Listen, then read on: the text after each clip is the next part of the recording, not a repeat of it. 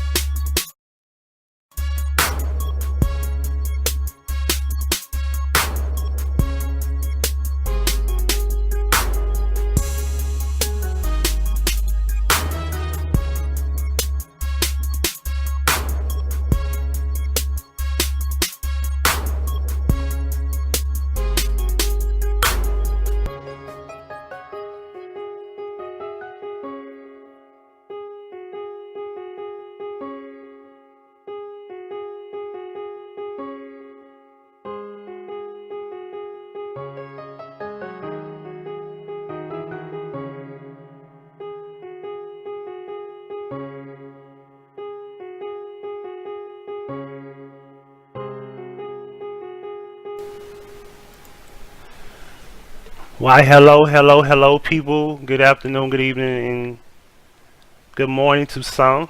This is Huggie Pacino live, and we are here with our special guest this afternoon and evening, Mr. and Mrs. Pope, Kellie Pope, and Lawrence. How y'all doing this evening? Hey, yo, what up? Hey, what's going on, man? This is a long-awaited thing here. Definitely. I'm like sitting here talking and I still have it on mute. Sorry. Yeah, I think the sound is not as Definitely. bad. I think the sound is not as bad. So we just roll with it. I don't think you have to mute. Okay. So Miss Kellie Pope is a YouTuber. I wish she would go back to making videos. That you kind of been on the drought a little bit, but I really enjoyed your output on many different subjects. So my thing, with you, won't you explain to the people, what you do on YouTube and where you're from and everything that you can. Go ahead. All right. Sure. So I started making videos a little bit a year ago. What prompted me to start making videos is because I used to listen to like all of the big people, at least they're big to me. So Huggie, I used to listen to Zone. Of course, I'm a huge Tommy Sotomayor fan, and I would kind of just listen and learn from you guys. And then when Adpocalypse happened and people started getting all the channels of all the men that I supported channels down, it kind of like made me angry, and I felt like that a lot more women should be saying something and standing up to these same people, because unfortunately or just quite honestly, I would have a better chance at not being blocked or being banned because I'm a part of that protected class, right? Right. So I was like, if I believe in these people, if I believe in these men, then I have to stand up for them. I have to put myself out there just like you guys have. And that's what made me want to do that. I am in Detroit, Michigan. Well, I'm from Detroit, Michigan. I'm 27. I've been married to my husband, Lawrence, since we were 18. Like, we got married pretty much straight out of high school. We got together in high school, like 10th and 11th grade. Beautiful. So we've been together for a really long time.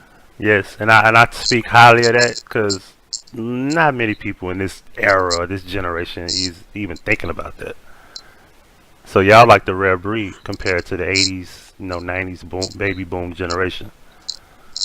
So that's beautiful to see that, 10 years ago, boom, this has happened in 2000, in the 2000 era. So I always saluted that. So that's wonderful. And we got a lot of people. Thank you, we appreciate that. Yeah, for sure. We got a lot of people from Detroit. Just King 33 is from Detroit. I saw Tiffany Tatters from Detroit. We got a lot of Detroit people in here. Oh, wow. So say what's up, 313 Detroit. East side for us. Yeah, Detroit. East side. The show East Side Deep. Yeah. Detroit, Michigan is in here. Real deep. It's about 7 of y'all. I forgot the names, forgive me. But yeah, so I want to speak about that whole censorship thing because you remember when it was a bunch of black male YouTubers and some of the females was on that list. It was a couple. But it wasn't just about black males either. It was about anybody who was against a certain agenda that they didn't agree with because it was white men on that list too. And I remember the Veganator was on that list, and Sandman was on that list too from Canada. He's a white guy, and I never understood the fact that they were saying it was about black men that they didn't want on YouTube, but it wasn't really just that. It's if you were against the swirl movement. That's what it was really about. They didn't want to be honest, so that's what it was about. And you remember when that happened. So my thing was that we needed people like you and Black Natural Goddess was one of the other females that spoke up and stood up for us because it's rare that we even get that in the community because truthfully speaking, you're going to get black men stand up for black women no matter what they do. You're going to get that group of guys that say, hey, we're going to stand up for y'all, we're going to support y'all. No matter right or wrong. And my thing is that there's a few of the black guys that did not deserve to have a voice. I'm not gonna just be against the fact of them speaking like some of those guys didn't need to be on YouTube. Let's just be honest here. But it was a large majority that did need it to not be silenced. So yeah, so what I want to ask you, first off, my thing I want to ask you is that when it comes down to you and your husband, how many kids do y'all have, and how many? What's the oldest, their ages, and everything? If y'all don't mind. Of course. We have 4 children. Our oldest is 8, and then we have a 6-year-old. We have a 4-year-old, and we have a 1-year-old. Right. 3 daughters and 1 son. He was the last one. Wow. And you know something? Hey, I want to ask you something, Lawrence, if you don't mind me. You was like. You was always wondering like, am I ever gonna get a boy? And you finally got one, huh? That's exactly what it was. And every single girl she promised was gonna be a boy, and by the time we were having a boy, she thought it was gonna be a girl. So, right. Because I know the beauty of having children. If you have more than one, you at least want both genders, so you can at least be able to experience raising both. But hey, if you have 2 girls, you have 2, boys, whatever. So I want to ask Lawrence, what is your opinion on black people in general in America? And we're only going to speak on about America because worldwide it might be a big issue. But let's just speak on what do you think about black men in America? Black people in general? Black people in general. I'm sorry. Man, well, in this day and age, it's really different because I think. And even if maybe not just black people, just a lot of younger people in general are more internet raised and TV raised than anything else. And I think, looking at like a lot of who's popular now, we definitely see that. Right. But it's really because it's like a melding of all different eras right now, and it's definitely weird seeing the position Black people are in. Miss Kellie Poe, what do you think about Black people in America? I have something that I always say about us as Black Americans. I say that we are a lost people, or people with no home, if that makes sense. I feel like we as a people in general have no idea or no context or concept of who we are. And of course, that's as a result of history, where we don't really know where we come from. And identity, I think, basically, in short, I think Black people just have an identity crisis. Exactly. I would agree with that. And I think it comes down to finding our identity. I think they reach for so many things to do. They go look for things. They go search online. And as this day and age, the box that used to be small has gotten much bigger.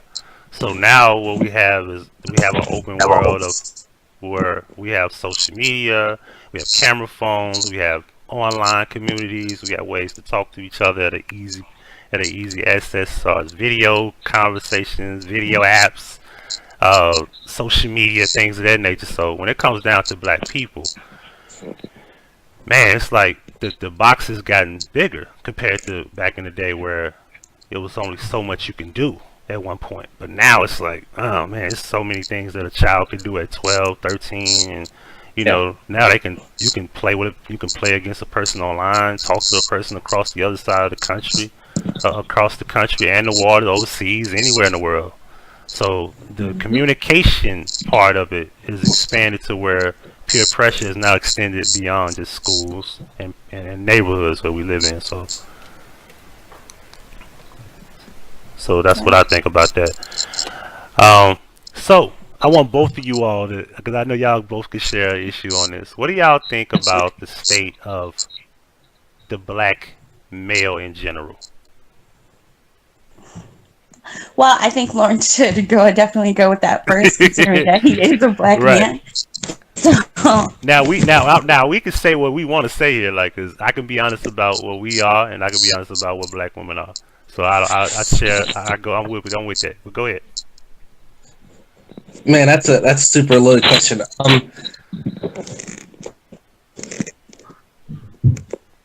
Black men, man, it's weird because I see culture now as really like feminine driven, to where Black men are not really allowed to be Black men, or just men in general.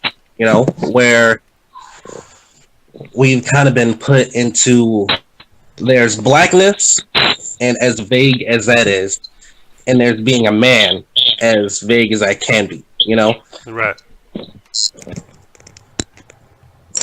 Because I was telling people, and I say it often on my channel, is that a man is responsibility, male is gender. So I tell people all the time, when you have to be a man, boys can't be men. Boys are just labeled as a younger, version of a male. So I tell people all the time, when people say man and woman, that's responsibility.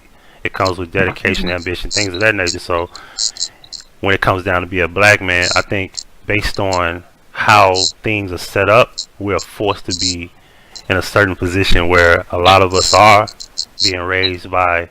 And I'm pretty sure Kellie can attest to this. A lot of the Black boys and Black girls are being raised by single parent households, and they don't have both parents in the home. So when I look at YouTube, this is something I always said, like, yo, this is to be commended, because you people are together, y'all young, and they say things like this don't happen. And yeah, it's very rare, but the rare thing should be celebrated. More so celebrating each other based on y'all being old and y'all having dysfunctional households.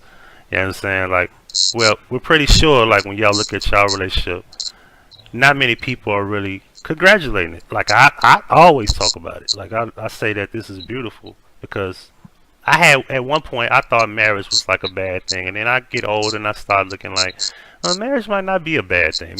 Being a family person might not be that bad of an idea. If I could get somebody to think like me, then it's beautiful.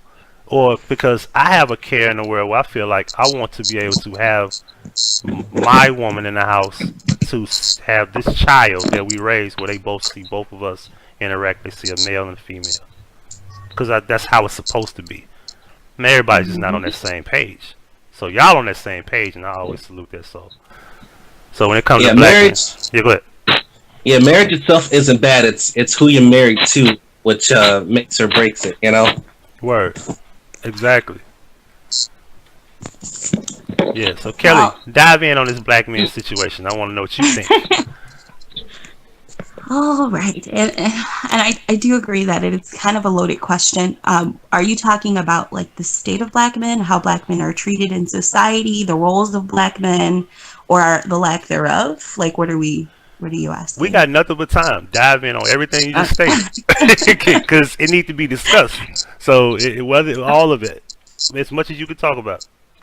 All right. Well, personally, sorry guys, children are in their rooms playing. No problem. So sorry if you hear that.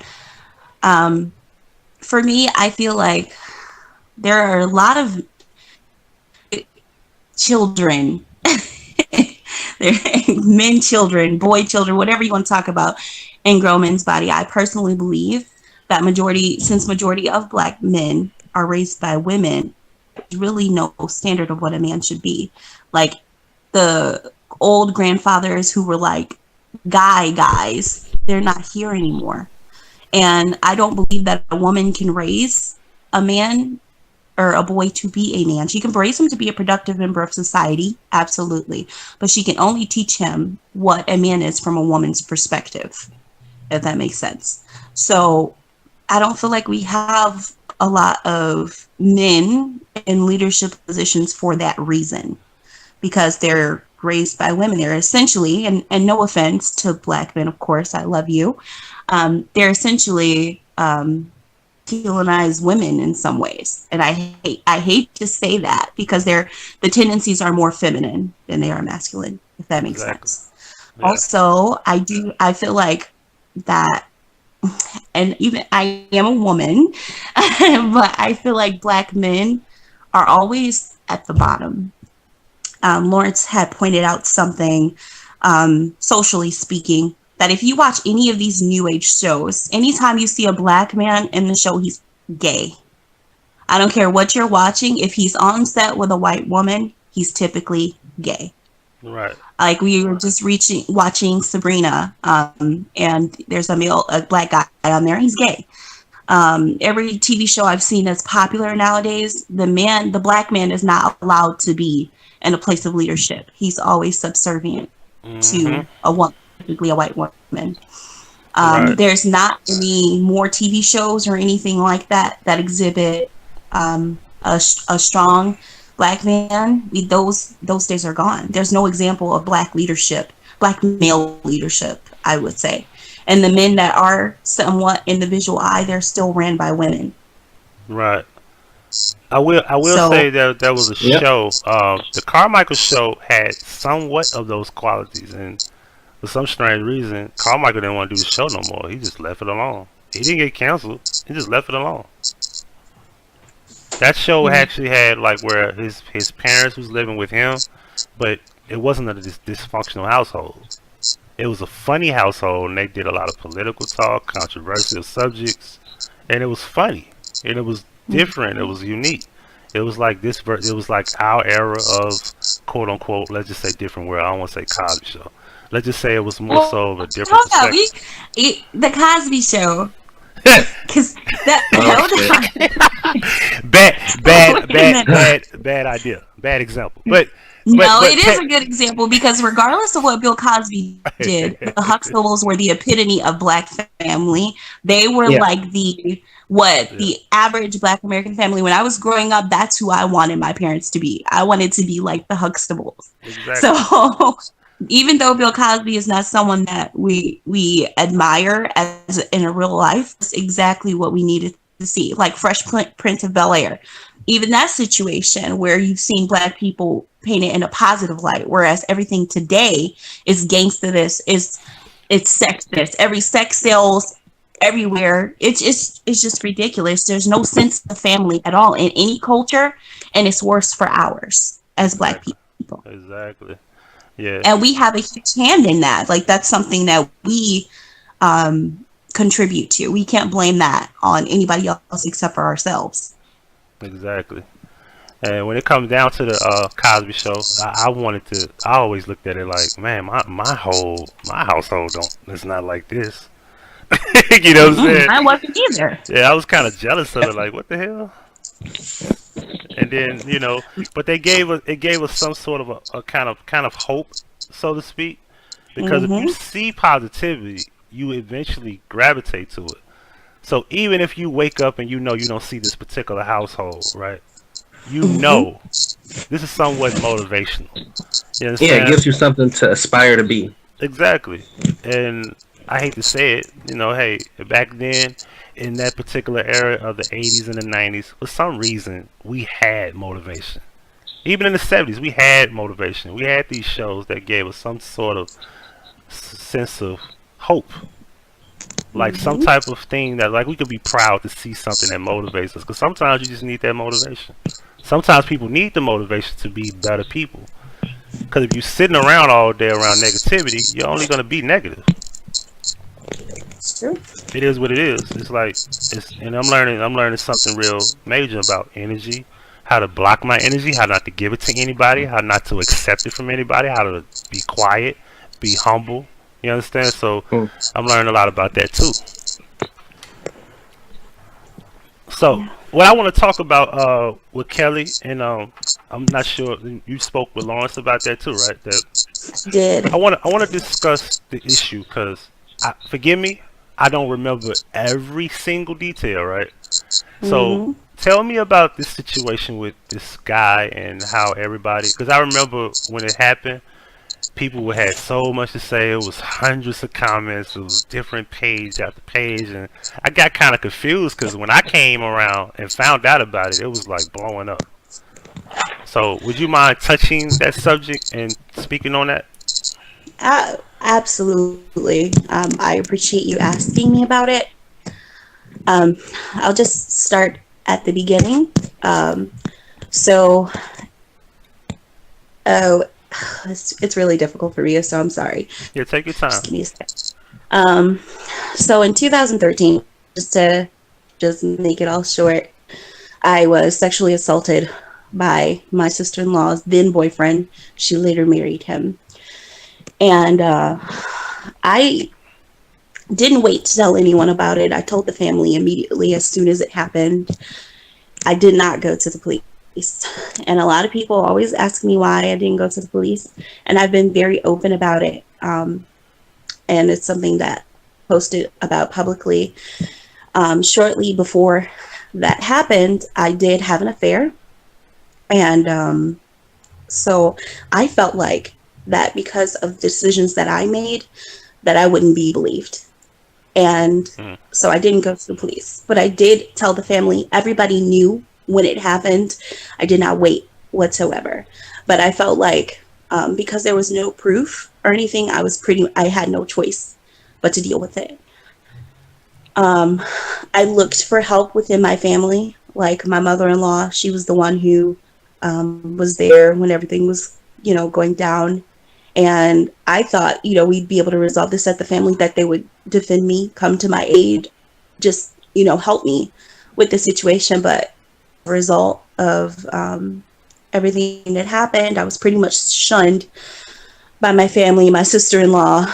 It was a very devastating situation for me. And it even is to this day.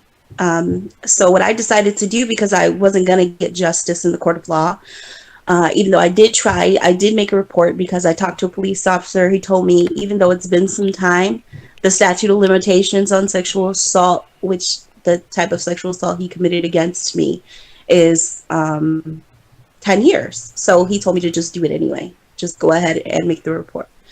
Right. And the prosecutor that, I was speaking with, she told me that she did not want to pursue charges because it was my word against his. There wasn't enough evidence for her to feel like she could win the case. And I asked her, and I offered to take a polygraph test at that point in time, and she told me no. She said that that's not something that they do. They don't believe in testing victims because they don't want that to become the standard.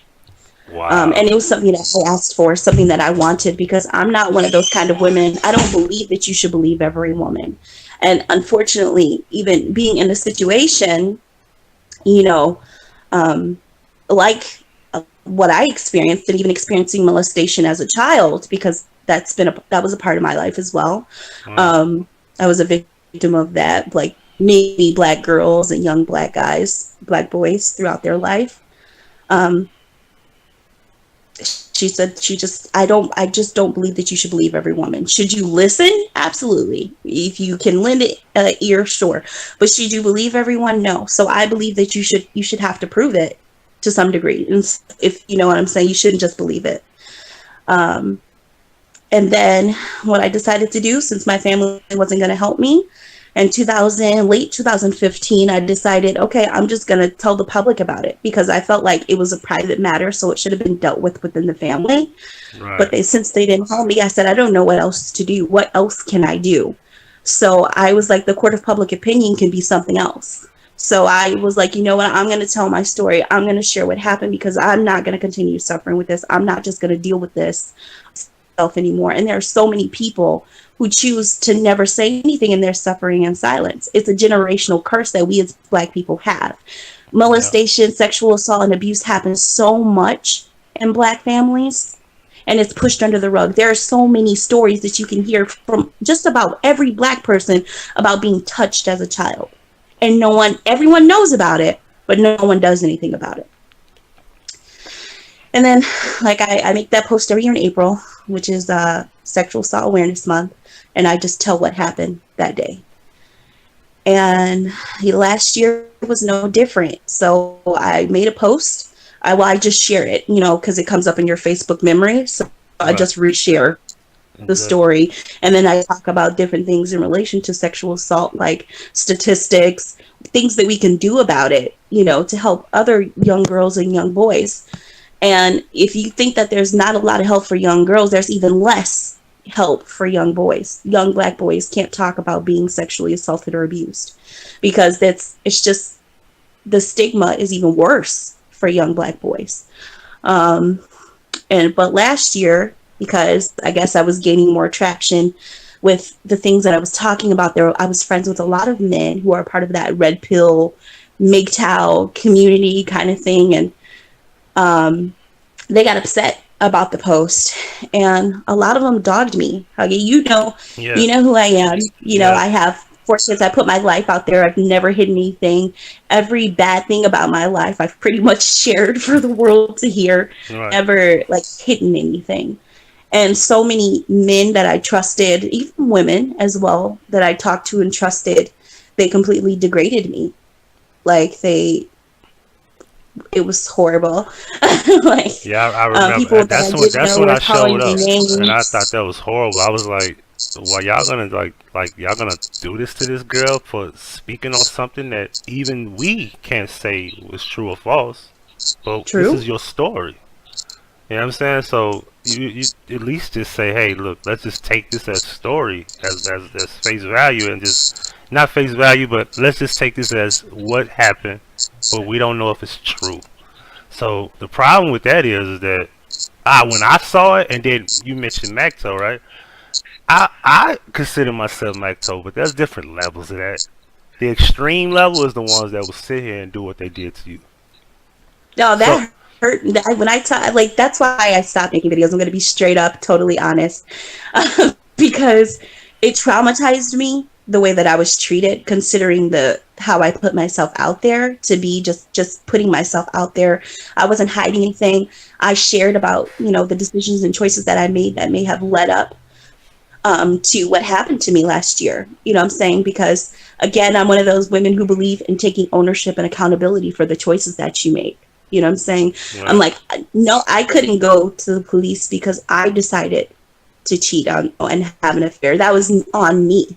And that messed up my credibility. I totally understand that. I get it. You know? Right. However, with these men, or a lot of men, a part of the community that we are in, they've become so, I don't know what they've become, so angry and so jaded that they can't see anything else. These people who don't know, they say they don't know me as much as I've shared my life with them, but they don't know him at all. And they were coming to his defense, calling me whores, saying the most awful things about me ever. Right. Like horrible things that it just changed me, you know. And I felt like, wow, if people who I am fighting for and speaking up for can do this to me, like I just couldn't do it anymore. It really hurt me so much, Huggie. Like that's why I backed off, because I was like, this is wrong. Like the way that I was treated was completely horrible, and it just traumatized me. So I stopped making videos. And I can understand that. I kind of figured that maybe it had a lot to do with it. Like maybe she fell back, because I did see that when it happened. I was looking at this like, why are these people so angry? And it was like troll pages, like they were extreme with it. Like you would have swore up and down they knew the guy. Yeah, you would have. And so if you don't mind me asking, what? Because I remember him saying something on Facebook. What did he speak of on his Facebook page? Well, I don't know, because some guy, his name is Dante Erskine. That's his troll page, I guess. What he did, I guess he went to speak with Ezekiel, saying that, you know, hey, this girl's making a post about you, and I guess he thought he would just get his side of things, which is fine, you know, totally open book. Me, like I said, I believe that if you're gonna stand up, if you're gonna speak out against something, if you're gonna tell a story, you have to be ready to stand by it. You have to be ready to face scrutiny. I totally get it. Ask him what you want. I don't really care about that. Right. But I guess he started believing what the guy was saying, and he decided to make this whole post about me, saying that I'm crazy, that I'm a Me Too person, that I was like, I'm using my platform to undercover attack guys. I'm like, what? And I remember that, because I was like, it was about this one guy. Like, that's not what the Me Too movement is. The Me Too movement is about people who... Like, I'm not into railroading men. I'm talking about something that happened to me. Right. It's like, even though I do stand up for men, I believe in men's rights. I believe that in today's society that men are not appreciated, and the black man is even less appreciated. I understand that, and I speak up for that because that's what I believe in. However, that does not mean that I've not been hurt. And then that does not mean that I shouldn't be able to talk about my experiences. But I am not demonizing, I am not crucifying all black men, just the one person who did something to me. Right. And the men of that, when they were talking about it, they were saying, oh, you need proof. You can't just accuse somebody. And I was like, well, I don't know what you want me to do. I don't know what you want me to do about it. Like, how can I prove something to you happened? So you remember, I got the polygraph test done. I went to the Taylor Police Department here in Michigan, and I paid $500 at the police department to take a polygraph test. And I passed, and I shared those results. And that's what I love about it. Tell us what happened. I remember that. I shared the results, and I was like, you know, and Lawrence and I were like, okay, so we're going to share these results at the police department because I didn't have anything to hide. And then we offered to him, since you guys don't believe me, this is all I've got. I've done everything I can. I'm putting it out there. This is what happened. He refused to take a polygraph test. We told him he didn't have to pay for it. He can just, we will pay for it. Right. All you have to do is take it. And he absolutely refused. He wouldn't do it. He still, to this day, will not do it. He had so much to say on Facebook because all those men were coming to his aid. Mm-hmm. I've been talking about what happened since the day that it happened. He has never once confronted me. No. And I wanted to ask something of you, Huggie, because you're a man. And I respect you, and I know Okay, just ask you. So if a woman was accusing you of something, not just a woman, but someone who's a part of your family, because you have to remember, by law, technically, this is my brother-in-law. So if a family member, a woman, was accusing you of doing something to her, aren't you going to go to her and say, "Excuse me, what did you say I did?" Yeah. You're not just going to sit here and let her accuse you of something you didn't do, right? Yeah, I'm gonna confront you on that. He never has. Yeah, and he won't. And you offer to pay for his proof that if he didn't do anything, then take the polygraph. But see, what you did was you put the pressure on him even more because, hey, mine passed. Let's see if you pass. He wouldn't. And that's the thing. So now that's what made me comfortable about the whole thing. Is he wasn't willing to do it and you showed it. So that's proof to me. And I paid for it. I did everything I said. I believe that if you're going to accuse somebody of something, you better be ready. You know, you better be ready to have something to back it up. And I've always believed that there's no price you can put on the truth. You know what I'm saying? Right. This is the problem. And just circling back to Me Too, this is why I have a whole problem with this Me Too movement. It's because these accusations of these people, I feel like false accusations make it very difficult for people who've really had these experiences to be believed. You cannot have sex with somebody for a job, for a part in a movie, or something like that, you know, excuse me, or, you know, take part in a movie and then come back 30 years later and say, "Oh, well, he forced me to do it." You cannot do that. You can't say that someone did something to you and then take the money and then come back 30 years later and I'm a victim. Exactly. And that's what happened to Bill Cosby. That's why he's in jail right now. Right. Because that lady who got him, she took like $4 million. So now you have everybody in the world looking at women sideways because of these women, because of these women who are making faulty choices with their logic in their life, and men are being railroaded for it. Exactly. And it's not fair to people like you. And this is why I backed off too, because I totally understood why the men. It's crazy, Huggie, because I was like, I understand why they feel the way that they do, because there's so many women out here who lie. I get it. I totally understand. You know. Right. But it's like, where do you find that balance? And this is what I'm asking to you as a man. You know, like, where do you find the balance? Well, the balance is this. When it comes to men, especially men of color, we feel like, oh, we finally got a voice, and sometimes those guys abuse the voice, and they feel like none of y'all could tell the truth. Even if y'all bring an accusation, we want hardcore proof. So my thing with that is, when you finally put this out there, was there anybody, like, how many people came and apologized to you? None. Now that's fucked up. Excuse my French. And there's so many people, Huggie, there's so many people that who knew. Let me, I don't mean to cut you off because I want to say this so I forget it.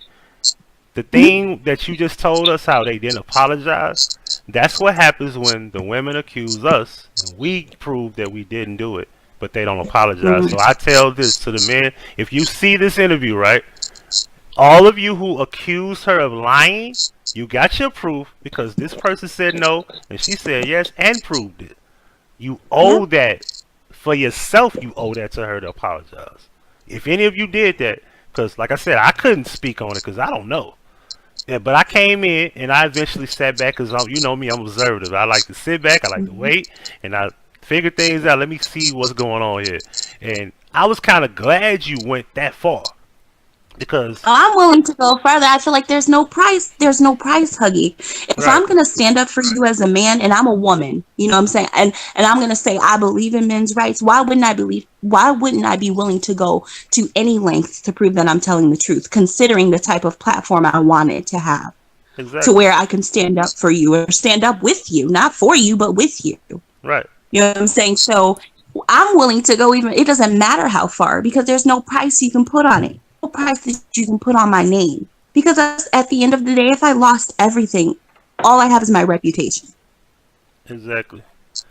Lawrence, what do you think about all of this that we're talking about from your point of view? The Me Too movement or Every the situation between us and our family? Yeah, the situation. If you don't mind. No, I don't mind at all. It's been a very unfortunate learning experience. It's kind of, I wouldn't.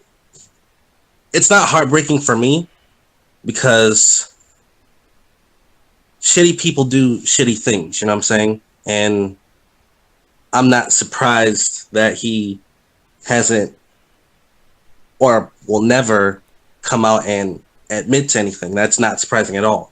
Right. The person he's married to is my sister. Exactly. You know, and Kellie is the one who had a relationship with my sister.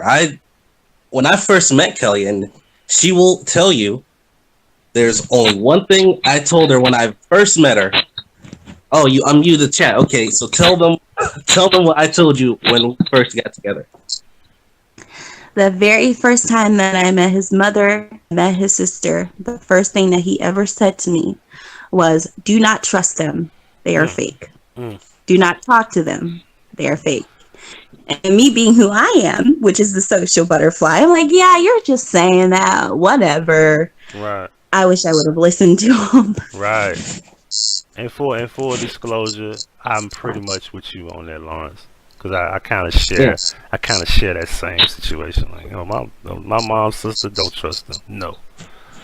You know what I'm saying? So.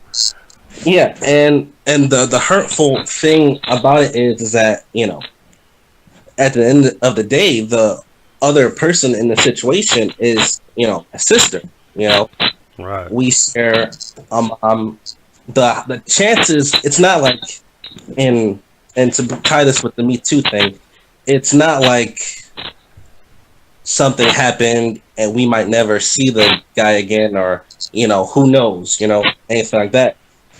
There's a high chance of us, if we were deep involved in our family, or I went over to my mom's all the time, I can't control whether or not I would see my sister, you know what I'm saying? Right. However, I don't have a relationship with my sister. This is probably the most times I ever call her my sister and just talking about it in general at all. That's bad. Very bad. But I feel you. You know what I'm saying? I mean, yeah, but because I can't make something happen without doing something outside the law. You know what I'm saying? And what would that fix for my wife? And a lot of people would always say, "Well, what did I do?" Well, there's really only one thing I would do. But then what would happen to Kellie after that? You know what I'm saying? Right. I'd be in jail, and then what? That's just another issue in our lives to add to the pot. And just recently, we were having a conversation with my mother about it, and we've constantly still are trying to resolve this issue to bring it out. Exactly. And he has also refused to just have a regular conversation about it. Yeah. And we can prove that. Yeah, it'd be nice if he somewhere, if y'all could send this to him. Can y'all send this to him? Is that possible? I mean, you're more likely to be able to send it to him because we obviously have no contacts. You were completely blocked from everything, which is, fine. But you could send it to him. I'm sure there's a way to make everybody see anything. However, I just need, if you don't mind, I'm sorry, honey, to add on to that. What's worse is how the liberals and stuff will say that there's a rape culture, right? Right. No one propagates rape culture than women.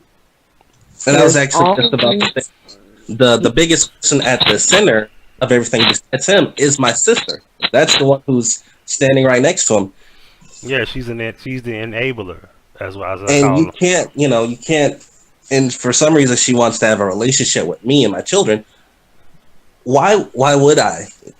that's absolutely insane. You can't, and the thing is that they would rather just not talk about or just put as a situation of, well, your husband or her husband and your wife don't need to be in the same room, but we can all be a family, whatever. That's sweeping it under the rug. Exactly. That's where you get situations where people think there's a rape culture, or you have R. Kelly instances or Bill Cosby instances, because for some odd reason, if one person is willing to put themselves on the line for 10 other people, those 10 people won't do the same. Exactly. And that's the bad part about it. I talked about this. I want to speak about the R. Kelly thing, but this whole R. Kelly thing is filled with enablers galore. They're everywhere. Yep.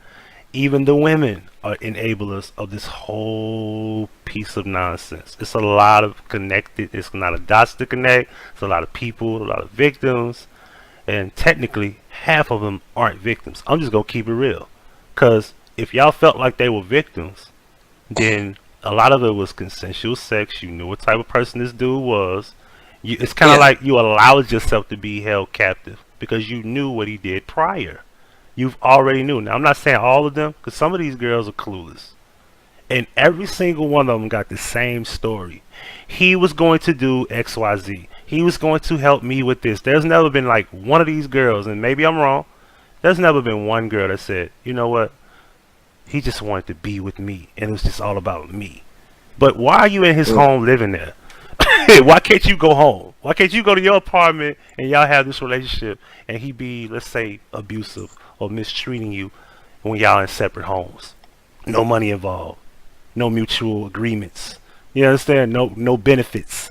Yeah. You know what I'm saying? Like, why is that? I've never heard that story from R. Kelly. There's always something connected. Like, he promised you this, or he promised you that, or he's gonna do this, he's gonna do that. Like, at least with Cosby, there's at least one girl who just actually had sex with him. A few girls that actually did have sex with him. He didn't offer them, something. All of them, he didn't offer them everything with every one of them. He didn't offer everything to everyone. So that's the thing. But I want to ask y'all, have y'all seen the R. Kelly documentary? No, I actually don't even know where the hell it's at. Is it on Netflix or something? It was on Lifetime. I actually, like, personally, I'll send you all the episodes via email, and y'all can watch them later. But I had no interest to watch it, because it's like, the thing with that is, like, it's not like we're learning some new ass information. You know what I'm saying? Oh, it's a lot. It's a lot of new information. Like, there's, like, you remember Sparkle? Oh no, who was that? The girl that had the song "Be Careful," the one that had the niece that was in the tape. The auntie, which is the auntie of the girl that was in the tape. That was her niece that was in the tape with R. Kelly, where he was peeing on her. Oh, word. Yeah, Sparkle is the one. You better be careful what you say to me. That's Sparkle. I learned something new, that she was always around, even when Aaliyah was around. She was the first backup singer from the beginning. And we're talking about 91, 92. So she been there the whole time, and she brought her niece around. I thought her niece just came around. I thought Sparkle was like a new face.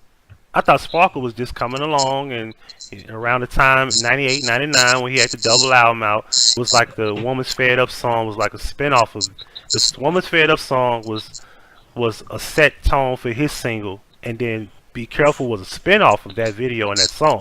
So it was made to put her album out and promote her. But if you've been around since day one, you knew this guy was a monster. You didn't do shit. Now you brought your niece around, so you offered your niece to this guy, claiming out of your mouth you thought she was in good hands with him. That's sick. You knew, and you did nothing, and you allowed. It's not like he snuck and went and got this girl. You brought her around with the hopes of getting her put on, which is another benefit again. So it's like, it's always some benefit to this. Every time R. Kelly is doing whatever he's doing, there's always a benefit. And I'm not excusing R. Kelly's, actions. But we got, like you mentioned, that's a stance that people need to take. Yeah, like Kelly mentioned, you got to be held accountable for something. You can't just. Yeah. And another thing I want to say, and this is gonna ruffle some feathers.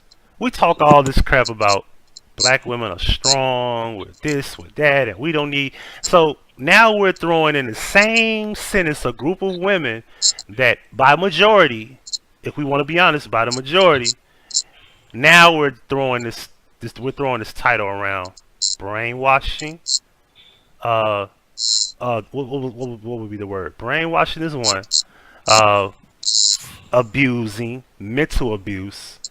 What was the other? Psychological. Oh, I forgot. Psychological abuse. And for some strange reason, they say, well, sometimes they say it's easier to just walk away and leave.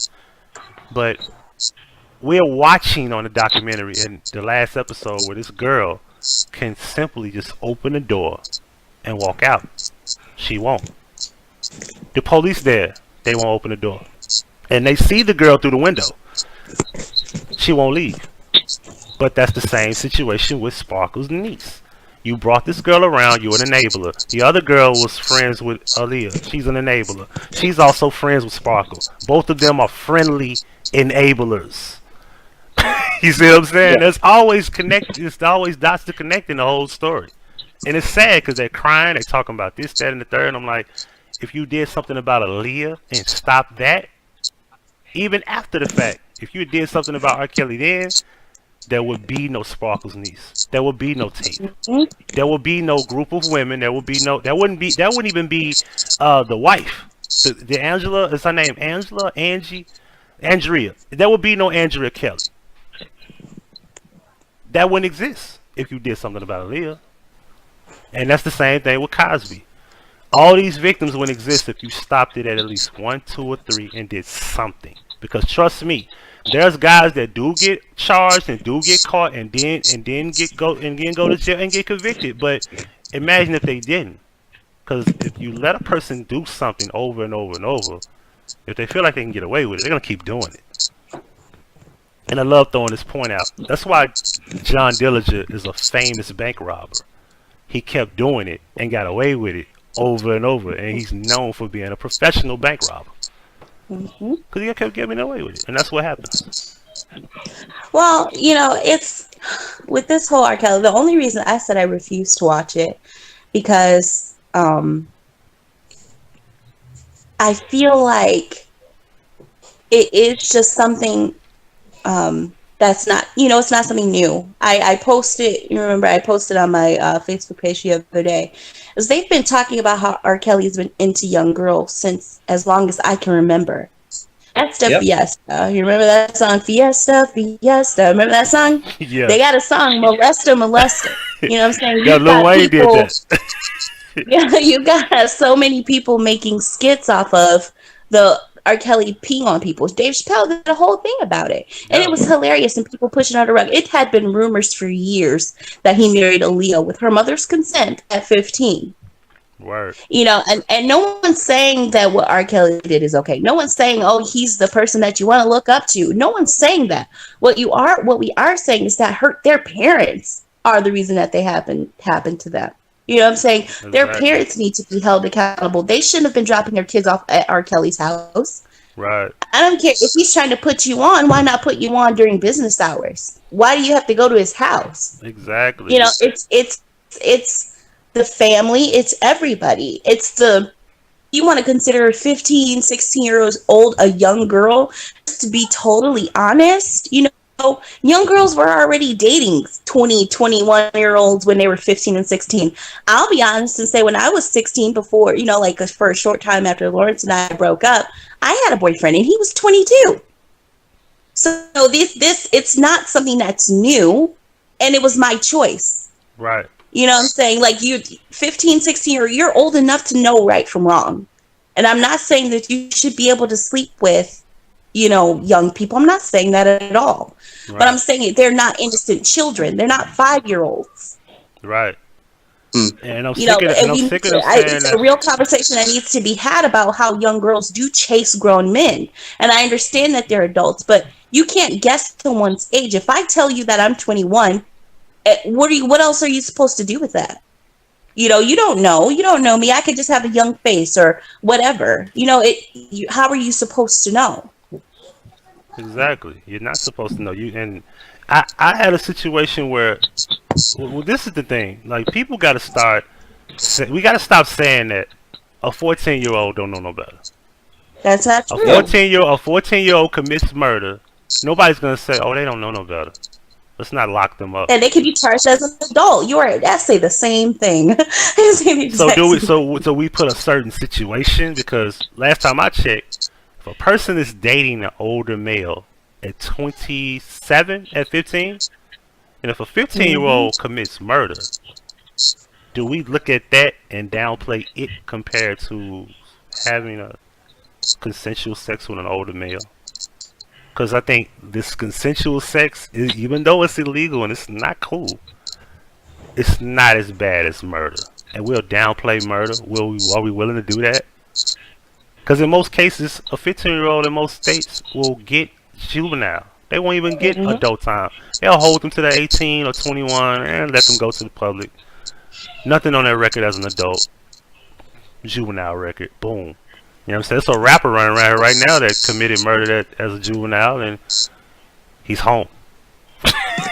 He's home. You know what I mean? He didn't get child as an adult. He wasn't old enough. You know what I mean?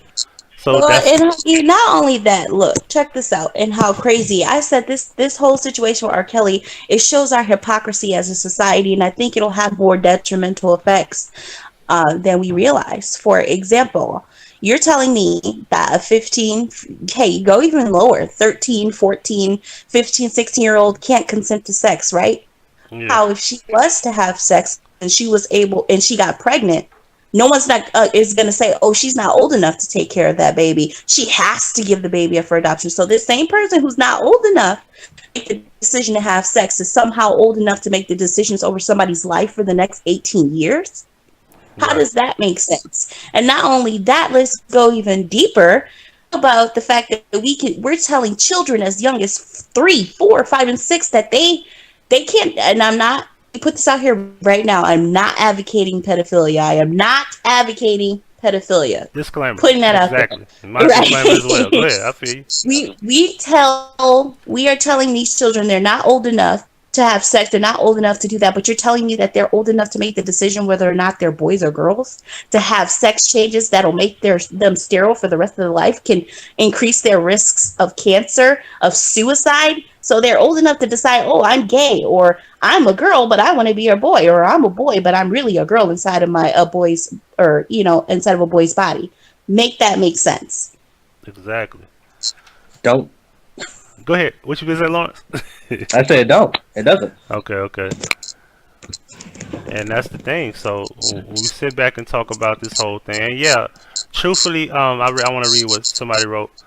A 12-year-old, a 13, 14, this is 17. Yeah, they can be manipulated, but manipulation is one thing, and curiosity is another. So my thing is that's where parents come into play. This is why we need responsible parents, because I'm gonna be honest with you, the fact that I'm looking at these parents in this documentary, they are so hardcore trying to get their kids back, or get their kids to come back home. You weren't acting that way when you gave them up, because I'll be the one to tell you, I heard about R. Kelly in '94 when it came down to Aaliyah, right? In '96, my daughter's not coming around R. Kelly. You not even. I'm not even. Would you? R. Kelly couldn't step in my house. Me and R. Kelly, no. Like, I love your music, but you're not coming around my daughter, because I know what you're capable of doing. That's obvious. We're talking about 6, 7 years later. These people was like, man, my child, blah blah. Like, one girl was like, she didn't even know her daughter was with R. Kelly, which means that this parent had no idea this girl was even doing what she was doing with any other guy. If she's able to go, think about this, y'all. If she's able to go with R. Kelly at a random day, imagine how many times she's done that with random guys. Because I know the girl didn't say, I'm a virgin, let me go fuck R. Kelly. No, she's probably been doing that, sneaking out the house, you don't know where she's at, and boom, this particular day, she's with R. Kelly, not Mario or John or Tim or whatever. You know what I mean? And that's what we don't say. We don't think like that. That girl ain't been sneaking out the house just all of a sudden. That girl been doing that. And trust me, like you said, Kelly, every one of us have went to school and we've seen the young girls date older men. It was a girl I was talking to at 16. I was 15, the girl was 16, and she wouldn't. We was friends, but she wouldn't talk to me because she said that she'd rather talk to somebody that's in college. 16 years old. In Tennessee, age of consent is 18. Now, granted, I remember that because I did a video about age of consent. Did y'all know the majority of the states in the country, age of consent is 16 and 30 plus states? Yes, it's 16 in Michigan. My parents couldn't put my then boyfriend in jail because of the police told them like she's 16, she can date and be with who she wants. Thank you. I'm glad I brought that around because you mentioned it earlier, and I was like, it's not illegal in Michigan. No. So I remember the states. I remember them like I know the map because in the Midwest, a lot of them are like 17, 16, and then in the bottom is Tennessee and Virginia. That's 18, and everything surrounds these two states 16. Mississippi, Arkansas, Alabama, Georgia, South Carolina, North Carolina. All these are 16. Tennessee and Virginia is the only thing that's 18, and they're surrounded by 16-year-old states. So, and like an officer had told me, because we had a talk about like certain stuff like registration, we were just talking, and he mentioned this story about this guy that took a girl from Memphis. It was a story they had where the police parent wanted to go get their daughter and find out where their daughter was, and they knew the guy that picked her up or whatever. And they were like, legally, you can, because in Memphis, we're like close to the state line of Mississippi and Tennessee. So Mississippi is 16, Tennessee is 18. Keep that in mind. This man said that it is legal to take this girl from Memphis, take her to South Haven, Mississippi, which is minutes away, depending on where you are. Because we was at this Walmart on Elvis Presley, which is literally 2 lights from there is Mississippi state line. He said if you take her to State Line Road to a hotel, it's perfectly legal. You can bring her back and you won't go to jail. You can only go to jail for kidnapping if it's a certain amount of time. And he said, as crazy as these laws is, he said, that's one thing that I can't accept as a father, as a police officer, that it is that simple to do something that's legal and to avoid legalities from one state to the next. He said that's the dumbest thing in the world. He said, why can't all the states say 18? Why can't all the states say 16? Why do they put a stipulation where people in one section can go right here and do something? It's kind of like you can go to the Mexico border, boom, can't touch you. Now the people in Mexico got to do something to you. You see what I'm saying? So it's weird. It's weird. And I didn't even know that. That's the first time I ever heard it when he brought it to my attention. So I went home and immediately looked it up, and I was like, why is age consent in 30 plus states, and that's still more 17 than 18? I think it's like 18-year-old states, there's 8 of them, 8 or 9 maybe, compared to 13 or 14. I'm losing the count. Don't quote me on it. But it's like 13 some states that's 17. Texas is one of them. I remember that. But it's crazy, like how we have this thing, you know what I'm saying, where, you know, children are now being accepted as brides. I just did a video, Super Slot 75. Found an article yesterday where you can go overseas and eventually you're going to be able to get child brides and bring them to the country and you can marry them. Like, that shit is sick. But Well, that's becoming a thing here. Lawrence had pointed out there's a little girl boy who dresses in drag and goes to like parades, and it's horrible. And what else you realize is that history just repeats itself. Wow. There was one video that pedophilia is I'm sorry, honey. There was one video of that same boy you're talking about. He was in a gay club, and the gay men were throwing money at him. Man, I know what you're talking about. The skinny one, right? Yeah. Throwing money at him, and they thought that was cool to write in the article, yo. And I remember having a conversation with someone on Facebook about this very thing. It was an article about why parents, or why there should be more children at gay parades or something like that. And I'm like, that is an open window to pedophilia. Because they really said that? Yeah, like it Wow. should be a fucking family event or something like that. Wow. And I said, okay, and you know, this can be a spicy take. I don't really care. Wow. I know my wife knows a family friend who got busted for, you know, doing things to little boys, and he was like a karate instructor. If you take away that those were children he did that to, you would still say he was a gay man. That's how I feel. You know what I'm saying? Wow. I don't think that for me, it's a really big jump to just say that a guy is straight and then just all of a sudden he just takes a dip in a little boy. Wow. He's already, you know, he's probably already been feeling feelings towards men. You know what I'm saying? I think mostly towards pedophilia. It's more like a predatory thing, or just ease of access. You know what I'm saying? Right. And I'm going to read what Chase and Truth just said. Chase and Truth said that she did a story on that kid, and he now has a website for drag kids. That is sick. Yeah. That is sick, yo. That's the open thing door. is, people, Huggie, history, we have to remember that there's nothing new on this earth except for the people, in the sense that the generations change. But everything that happens, it just recycles. It's just like there was a point in history where homosexuality was accepted, and then it became unacceptable. And then there was a point in history where pedophilia was acceptable. It was called pederasty. It was actually huge in the Roman Empire. You know, they had boys that they had sex with, and then they had wives, you know what I'm saying?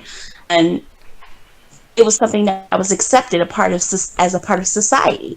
Just like now, having babies before you're a certain age is deemed as shameful. At one point in history, that was commonplace. You know, history just keeps repeating itself. So eventually homosexuality will phase out again and no longer be acceptable, and then pedophilia will become something that's acceptable. And the way that they do it is by using these terms like transphobic and homophobic and et cetera, et cetera. That's how they do it. It's a slow process, but eventually it will be made acceptable. Right. You know, and that's how they do it, because they'll pull this whole, oh, what I do doesn't affect you, what I eat doesn't make you poop. But I always say I don't believe that whole term, what I eat doesn't make you poop, because I'm still affected by your waste. I still have to smell it. It still affects the environment. Yeah, no, it doesn't make, what you eat doesn't make me poop, but when you poop, you know, it still affects me. You know, I'm still affected No by pun the choices intended. that you make. No pun intended. Yeah. Hey. I'm so affected by your life choices, regardless of if your direct actions don't affect me. Everything that we do in this world affects us either directly or indirectly. Right. And that's something we have to think about. Our children are watching us. And if we think our generation is bad, what do our children have to look forward to? Exactly. And even, I don't even know what to do. I'm like in my kid's ear. Lawrence and I are very proactive, especially with our 8-year-old, because she's extremely intelligent and she's really tech savvy. Like, the child was able to navigate a cable TV show remotes and stuff like that when she was like 3 and 4. She was able to like buy movies on TV. Oh. So it'd be easy for her to get into a position, like, she loves YouTube. But it's easy for her to end up in a place where they're talking about inappropriate stuff. You know what I'm saying? It's really hard to protect your children these days. And I feel like it's just going to get worse. Exactly. Wow. And this is where the family dynamic is so important. I wouldn't know what to do if I didn't have my husband. You know what I'm saying? Even though, like, our marriage, we've been together for a really long time, but we've had no guidance whatsoever. Yeah. Yes, my mom is married, and she's been married to my stepdad for years. However, no offense to my mom and my dad, because he's the only dad I've ever had, really. But their marriage is not something that I looked to for guidance, if that makes sense. Everything that Lawrence and I have done, that we've accrued, all the knowledge that we have has been gained by trial and error. Right. So we're pretty much in this on our own. We are doing life together. We are doing life together with our kids. We're all pretty much growing up together. You know, we're still married because we made up a long time ago that we wanted our kids to have their mom and dad. We both know what it's like not have our fathers in our lives and how that affected us. And I think one thing that we do need to talk about more, and I don't know how to approach the subject from the perspective of a Black man, but it is so important for men to be involved in the lives of their daughters, especially. Right. It is so important. You know, I was scared about having a son because I was like, I don't know what to do with a boy. Like, what am I going to do with him? And I'm so happy that I have Lawrence, you know, that balance. And I feel like that's what men do for women because we are so extremely emotional. As logical as I am, I'm a crybaby, Huggie. I cry at the drop of a dime, I swear. And he provides that balance for me, you know? That's common knowledge. Balance. Huh? What? I said that's common knowledge that you're a crybaby. Shut up. Women are supposed to be emotional. There's some women that's running around here that try to act tough. There was one person, I ain't gonna say her name, but she was acting real tough one day, and then all of a sudden she just got emotional and fuck that. And I was like, stop trying to be tough.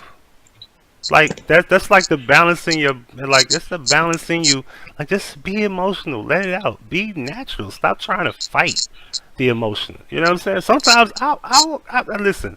There's nothing wrong with being emotional to a certain extent as a male or a female, but let it out. Because sometimes that's stress. You build up stress, and if you don't let it go, it kills you slowly. You know what I'm saying? So for real, so cry, be emotional. It's a natural thing, and a man's supposed to gravitate to your emotions, being sad or crying or whatever, because we're supposed to be the ones to comfort you. Like, yo, this is the balance that men and women have. Like, there's some things that men need that remind us of what we are, and there's some things that women need from us that don't remind them of what they are. Like, we need each other. And that's why I said, like, if I ever did this interview, I need both of y'all here, because that's something to be proud to see, especially young people, especially going through what happened. You know what I'm saying? And y'all still here. You know what I'm saying? And y'all got a beautiful family, and I commend that. And what I'm gonna do is, when this is over, send me that guy's information. I'll send it to him. Hopefully he'll be man enough to come back, and we can have an open dialogue. Since he's not willing to do it the way you want to do it. I don't foresee that. I don't foresee that, considering that he has done everything to avoid it in the privacy. Like, remember, Lawrence had brought it up earlier that we had offered because in April, when it comes around, I am going to talk about it again, because April is the opportunity I use to talk about sexual abuse amongst, Black people, because it's high in our communities. It's something that is destroying our communities, especially young boys and girls. And one thing we didn't get, that's what I want to talk about. I want to talk about boys and the experiences they have and how it leads up to how men treat women growing up. There's a lot of boys who've been molested and raped by women, and they grow up hating women. You know what I'm saying? But boys don't have the outlet to talk about that. But anywho, we're going to talk about that in April. But he's not going to do that because he's avoiding it. He has no reason to talk about it. And then also, I wanted to tell you, and I wanted to talk to you about this and bring something, because I believe that you're logical, and talk to Lawrence about it as well. It's like, what is the benefit in me lying about something about like this? You know what I'm saying? Because a lot of men were saying, oh, you're just lying for your platform. And I'm like, what? Like, are you kidding me right now? And I'm like, I'm a married woman. Can you imagine what would happen to my family if I were lying about something like this? Do you think that Lawrence was gay with me? Like, seriously? Hell no. And then another thing. What benefit? Because you could have ran with this and just went to YouTube and just started one big movement, and it would have grew. By now, you probably would have had thousands of people behind you. You step back. That made you run. Like, let me leave this alone, because nobody's on your side. They coming at your neck.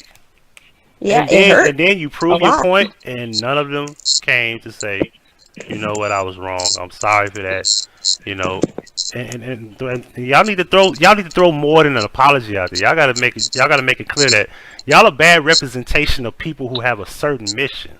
Like Macto is not one of these things that's supposed to be where we bully women or we go off on women.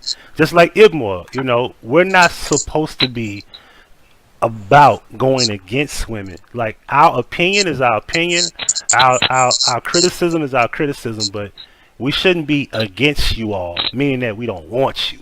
We want you, so we want better. Just like we should want better of ourselves. So, but we're not, as men, as a black man in general, I'm not looking for no man to date me. I'm looking for a woman of color. So if I'm looking for a woman of color, then I'm gonna call out what I see as a problem.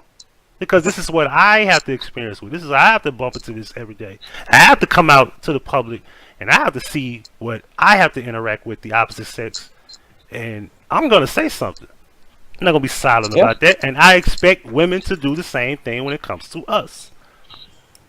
Because if it don't apply to me, I don't care if you have something negative to say about 10 men you met this week that were problem, you know, that had some issues or something you don't like, or they're disrespectful to you, or they're, you know, abusive, or whatever the case may be. If you have that to say, that's your right as a person with opinion, and you have an issue with those 10 guys. I'm not gonna be like, oh, you shouldn't talk about black men. No, talk about black men, because god damn it, we got issues too. We fucked up out here. Yep. So it is what it is. I'm not gonna be like, I'm not mentally fucked up. I'm not the R. Kelly type. So I'm not gonna sit here and pretend that there's not there's thousands of R. Kellys in the world. If not millions. If not millions. There's a bunch of them. There's a lot of men who probably wish that could be R. Kelly and get away with the things they get away with. Just being honest here. There would be more. If it wasn't illegal, there would be a lot more. Yeah. Yep. And let me also say, there's a lot of black women who probably still sleep. Not saying probably, fuck that. There's a lot of women who will still sleep with R. Kelly tonight. Oh, we know this. He just had a sold out show the other day, or like yesterday, or something like that. And they were in the club. Sales are going up now. And this is what I want. See, I wanted to talk. I wanted to go gun ho with. I wanted to go in with my guy Curtis, but he had to work today. Let's just be honest here. If it wasn't for the women of color, R. Kelly would be dead career-wise a long time ago. Let's just be honest here. Yep. We don't want to say that. I ain't heard nobody say that yet. If it wasn't for black women, that man would not exist today. So fighting right now, it's irrelevant. He's what, 50? How old is he? 50 now? 52? Yeah. I mean, eventually he's not going to be able to jump around the stage, and he's not going to be quote-unquote looking sexy at 60. Like, nobody thinks when you see, for example, nobody thinks when you see Charlie Wilson, you think sex appeal. He just sings. He's old. Like, it's the guy, it's the Gap Band. Like, come on, yo. Like, nobody, he's not gonna be Ron Isley. And Ron Isley's done a lot of fucked up shit too. But nobody's gonna be thinking, in the next 10 years, nobody's gonna care about R. Kelly in general. So this stuff right here has now impacted the fact that we're not really into him no more. So now we don't care. But let's just keep it real. There's some black women right now, at any chance they get, and I'm not saying a lot of y'all, they would sleep with that dude tonight. And if he paid you, if you thought about no, he'll get paid. He's 55. Hell, let's say he's 55. What's up, Lamar? 55 years old. So he's knocking those 60 in 5 years.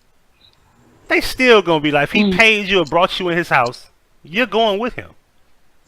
And that's the problem with, I don't understand that about us as a black people. Like, we're willing to put ourselves in such a negative place for money. Like, forget respect, forget dignity, forget pride, all of it we're willing to sacrifice for some money.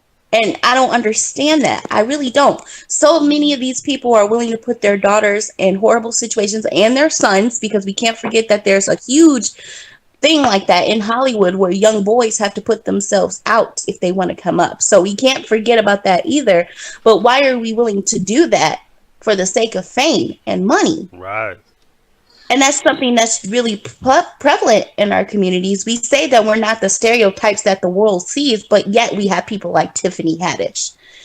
You know, like, and I'm not saying she's a bad person. I'm just saying she's like the epitome of the stereotype of the black woman. Loud, obnoxious, just like she's nasty, like the way that she talks is completely inappropriate, you know? And that's what we support. But when you bring that up and say, oh, Black women are loud and obnoxious and over sexualized, and quick to say, oh, not all. Like, Right. Yeah, like why we gotta but say that's not what all? the world sees. Yeah. This is what the world sees. If the only interaction that you've had with Black Americans is via TV, you don't really have a high opinion or much to go off of. Right. You know what I'm saying? And last but not least, with this whole R. Kelly situation, which you, Huggie, I apologize. No, go ahead. Is this. You guys notice, right? When this whole Me Too thing started, you had people like Harvey Weinstein, that guy from the news, the white guy who was just like completely inappropriate. They had him on Matt Lauer. Matt Lauer, that guy. Yeah. Like these big ultra liberal dudes, just messing with women up and down, right? Mm-hmm. But peep this. Who are the only people who have gone to jail over this? You know? Who are the people that they have at the forefront? You don't notice, or I've noticed, that they're trying to in the face of sexual harassment, rape, and sexual abuse. Didn't nobody peep that? Even though it started with Harvey Weinstein. I didn't see Harvey Weinstein go to jail. But Bill Cosby did. Right. Hey, you know something? Like, I don't mean to cut you off. Guess what I found? Oh, you're good. Go ahead. John Legend had recently took a picture with Harvey Weinstein, and he has the nerve to be in this documentary talking about R. Kelly's a monster. Ain't that strange? So I guess you could. Well, my thoughts on that, how I feel about that is, to go back a little bit further to what we were all talking about, and the accountability aspect, is that the one thing about those people like R. Kelly is that I'm 100% certain he talked to people who knew about what he was doing. You know what I'm saying? It wasn't just R. Kelly himself, and they were just all coming in, and it's just he's the only person there, and it's just all the chicks. There are other dudes there. There are other women there who may not be participating, but they know. You know what I'm saying? Right. And those chicks that he did whatever to, they told people. So beyond the victims and the victimizers, there are always people on the outside who know, who don't say anything. Yeah. And there are probably more people on the outside than there ever are the people on the inside. Now, to bring that back to what you just said, the whole Harvey Weinstein thing is, I'm 100% certain that Harvey Weinstein has way more connections to get away with things than Bill Cosby or R. Kelly. I'll tell you what it is. And Harvey's a Jew. He's a Jewish guy. Yeah. True. And there was something, there was some documentary we were watching. No, I was watching. Damn it. Because if Kelly watched it, she would probably remember. I don't remember shit. We were watching some documentary on Netflix about some group of black kids. Something was happening or whatever, and it was produced by Harvey Weinstein and Jay-Z. And Jay-Z was in the documentary, and Obama was filmed in the documentary, and a whole bunch of other people were filmed in the documentary. And it was like relatively recently, right? And it's like all these people have connections. I think Oprah was photographed with Harvey Weinstein and things like that. Mm-hmm. They will go to bat for the people who have control over their careers. Right. R. Kelly, I mean, whose career does he? Who is R. Kelly over? Nobody. No one that I can think of. Who is and Bill Cosby at the time over? Nobody. Not in this day and age. Maybe years and years ago. I'm pretty sure in the 90s he had his hand on. I think he had his hand on a lot of those people with Different World and different actors and stuff. But not now, which is now. why they are comfortable with just letting him take all the bullets, because they've already made the money they wanted to make. You know what I'm saying? A lot of the white liberals, Matt Lauer, James Franco was another guy. Well, not even really doing anything. It's so weird, this Me Too movement in Hollywood. it's sometimes they're like extreme things like Harvey Weinstein, and sometimes they're like just stupid shit like, oh, he talked to me a certain way, or he touched my shoulder or some shit like that. Yeah. But like the major thing is like it's always like a network of people who know that that guy is doing something. You know, it's never just Harvey Weinstein and whoever he's trying to do something with, and nobody else knows. Right. I feel like the only people worse than the people who commit crimes are the people who allow it to happen. Because I feel like all the women with any situation, and like, it was like, what, 15 women that came out with Bill Cosby and saying that he did all these things to him. If only one of them would have just took it and said, you know what, I've had enough. I'm not dealing with this. This is it.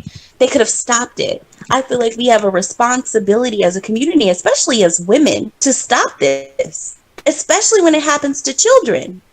But it goes on for years and years, all the way back to our grandmas, you know? They just used to say, oh, put that on the rug, or, you know, let God handle it, or we're not going to talk about that, or they just hid it all together. That is something that's ingrained in our communities. Exactly. Just this, we have a culture of silence in Black communities. There is a tendency to have a culture of rape, silence, abuse in Black communities because we never talk about stuff. And in regards to me and Kellie and our situation that we were just talking about with my sister and her husband, we can both say that both of our mothers have said those exact things to us. Right. To just let it go and let God handle it. Exactly. And that's not acceptable, because that's a lot of that goes on right now. And somebody somewhere is listening to this or going to listen to this, and they're going to say, I need to say something, because if you don't say something, it's not going to stop, and you're not going to save the next life. Mm-hmm. And not just that. Imagine, okay, so one thing we did not talk about, Huggie, is the mental health in the Black community. I have a friend who talks about how Black people don't need therapy, and I was like, what? Like, what are you talking about? Black people don't need therapy. I said, while Black people probably don't commit suicide at the same rates of other cultures and other people, our mental health issues reflect in our communities. The violence that is a part of our culture, the promiscuity, the just overall dysfunction. That's how our mental health issues manifest. Not necessarily through suicide or anything like that, but it does manifest itself. And that's another thing we don't talk about is mental health and how important it is for us to be in our right minds. Exactly. Black people don't talk about, there's no bipolar disorder to Black people. Depression. What are you talking about? You're depressed. Right. You know, like, you don't have that freedom to talk about how you feel. I'm gonna tell you where that came from. That came from the pro-Black people who try to tell people, well, you went through slavery, so there's no such thing as that. It's called post-traumatic slave disorder. What? And that's what they came with it. Now, don't get me wrong, because some people at that time, because that's so far removed that don't even exist in this era. Like, maybe at the time when they were just getting free, I get it. But not now. Yeah. Like, this generation that never experienced that entire era of what happened, that don't even exist. And my thing is that there's no denying that after slavery, we had a strong Black family unit that was at a majority that existed. So where we went wrong? Even during slavery. Yeah.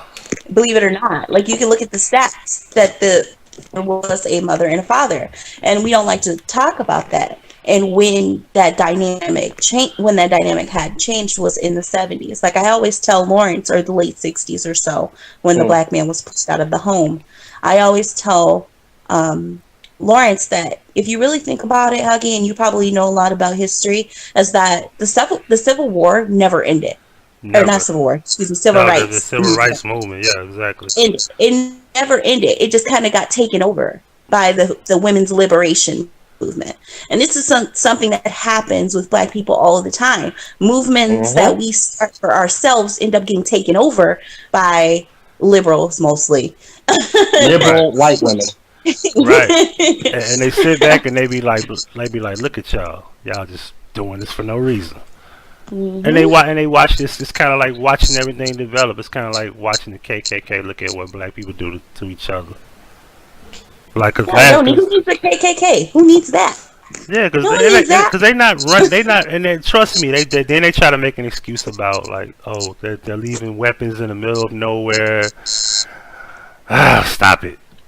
Let's just say they did. Like, why you just won't take those guns and fight the right battle? If that's the case. True. But let's just say you did find like some guns in the alleyway. Let's just be real here. Like, let's just take this shit and let's keep it in the house. Let's stock. They keep bringing us. They keep bringing us help. It's kind of like the government keep paying you. Keep that money. Save that money, or buy the product. Buy something that you can store. Like, eventually, after month, the government is gonna learn that we're helping them. We need to stop this. You know what I'm saying? We got the food. We got the product. We got the natural resources. We got the weaponry. We gave it all to them instead of killing each other and spending all the money at Walmart, Aldi's, Kroger, and Sam's Club. They did that. They built on it. So now we've made communities to where they don't really need us now. So let's stop giving it. No, they already know. Like, yeah, you're gonna take that $400-$500 for your 3 kids, and you're gonna blow it all at Walmart. And you're gonna have so much food left over, you're gonna eventually throw that shit away, and things of that nature. So that's why I said, if you really want to stop, been one of those people who cared about that stuff, though, Huggie. I believe in complete 100% accountability. I don't care how much drugs. If you claim the government put drugs in the black community, fine, whatever. They put drugs in the black community. You didn't have to smoke them. You didn't have to use them. And that's the part that black people don't seem to. I understand our system has never, like, at one point, systemic racism, which means that the government participated and interfered with our ability to move forward. However, you didn't have to do it. We didn't have to destroy our own communities. We didn't have to do that. Right. And then people like to say, because I don't say the N word. So, they say that the white man created the N word and they're just the monster that they created. I said, do you realize what you're saying when you say things like that? Exactly. You're saying that black people are inferior when you say stuff like that. So why would you say that? And I say no one is more defeated before they ever get out into the world, except more than the black boy. Before he ever walks out into the world, he is already defeated. He's already told that he's not going to be successful, that he's going to have to compete with someone, even if it's not true. There's no one building the black boy up to become the men that black girls and black women need. Right. Because that black mother, she sees the man that left her. She sees the father that left her, so she pours all of that into her son. Mm-hmm. You know what I'm saying? Like, there is so much that goes into it, and it's a cycle that can be broken, but it starts with acknowledging, yes, there's a problem. Yes, I can fix it. And that's how I even got started on all of this, because while I was never ratchet, I was never one of those girls that was promiscuous and out there in the streets. I had to learn how to respect men, more specifically my husband. I was one of those women who belittled their husband because I didn't know any better. That's what I saw. I saw my dad didn't wear the pants in the relationship. My mom did. So I tried to rule over and dominate my husband. It wasn't until I started listening to men who helped me understand, like Tommy. And I changed because I realized that, and I was going to pour that into my daughters. Right. And so it's a matter of wanting to change, seeing the problem and realizing your part in the problem and fixing it. But that's hard. That is so hard. It's so hard to look in the mirror and say you suck. Right. Tell yourself that you suck. Yeah. And we live in a society today that tells us that black girls rock. And don't get me wrong, black girls do rock. However, there is so much stuff that we as black women get away with just for the sake of being black. Like this whole single mother thing. There is nothing cute, special, or strong about being a single mom. Exactly. That's not something that should be I don't understand it, because I always say that it can't be both. You can't say that the reason why the black family or the black communities are so jacked up is because there's no fathers, and then say, oh, single mothers are the backbone of the community. So which is it? Yeah, we got this. You know what I'm saying? Yeah, we got this. You know what I'm saying? So, but that's the thing, though. If you got this, then hold that title. Because my thing No, is it's a that broken see That's when what it is. you It's a see when you broken make back. see when you make a LeBron, you listen, when you make a LeBron, the mother that was the single mother that raised him wants to take all the credit. When he becomes a guy that goes to jail, oh, it's because his daddy went around. Mm-mm. For the white man. You see what I'm saying? And that's the thing about people like Tommy. Like people gotta understand that me, Kelly, Lawrence, we don't agree with everything he say. But you'll be a fool to say he don't have a point. Sometime he has a point. Mm-hmm. You don't have to agree with everything. I don't listen. I forever will not watch him go at Melanie Sutek. I love Melanie Sutek. I'm not gonna ever watch him talk about her. But I don't gotta hate him because I don't agree with what he did with Melanie. You know what I'm saying? So my thing is that you have to turn off what you don't like about a person and say, you know what, I can respect this point. Because at the end of the day, single motherhood is not a good idea. Period. No. And we need men in the household, and men need to be put in the front. Because when there's a woman in and when there's a woman in public, she's about to be attacked. You don't look for Keisha and Andrea to save your life. You look for Maurice and Antonio and Greg. You look for them guys. You ain't looking for no. It's 10 men approaching you. What you gonna do? You looking for girls to save your life? No. You looking for masculine energy. You looking for strength. You looking for somebody to save my life, and it ain't gonna be women. Yeah, you might run across some women who got pistols and shit, but that's rare. Let's just be honest here. This is why every time in a movie they always got the man saving the woman. Every time. Every time. Now, what I did like about movies like Black Panther is that they step in front and they fight with, not for. You see what I'm saying? They fight with their man. And even though they respect the king, they respect the leader, and they're willing to defend that. You see what I'm saying? That's something to be admired. And it ain't about, oh, the woman is in front or the man is behind. No.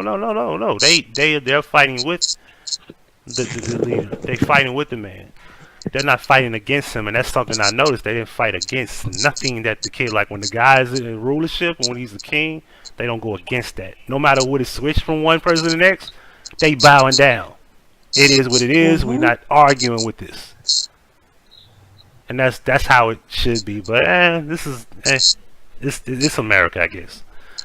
Because I know it's like this worldwide, but let's just be real. In America, we got a real big problem. And it's enablers. It's enablers. It's people who make excuses. And nobody wants to change anything.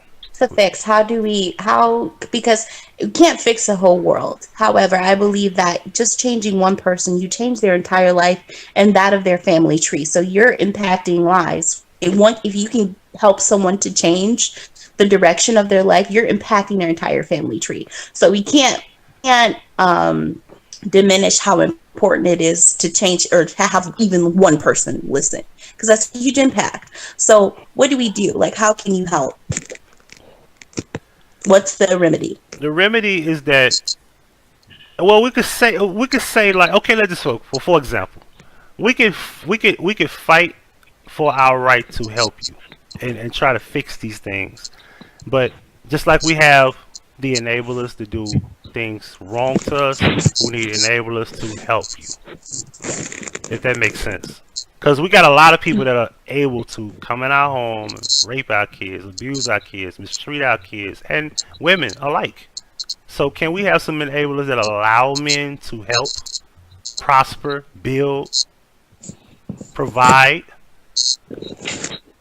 And if they can't do that, then leave them alone. Because those are the ones you need to be kicking to the curb. The ones that don't benefit you, that don't help you, that don't bring anything to your life, that don't instill values and things of that nature. Because, like I said, it'd be nice to have some guys that are opposite than R. Kelly that do bring these women around and actually give them opportunities, give them places to stay, give them places to go to work, a job, and things of that nature.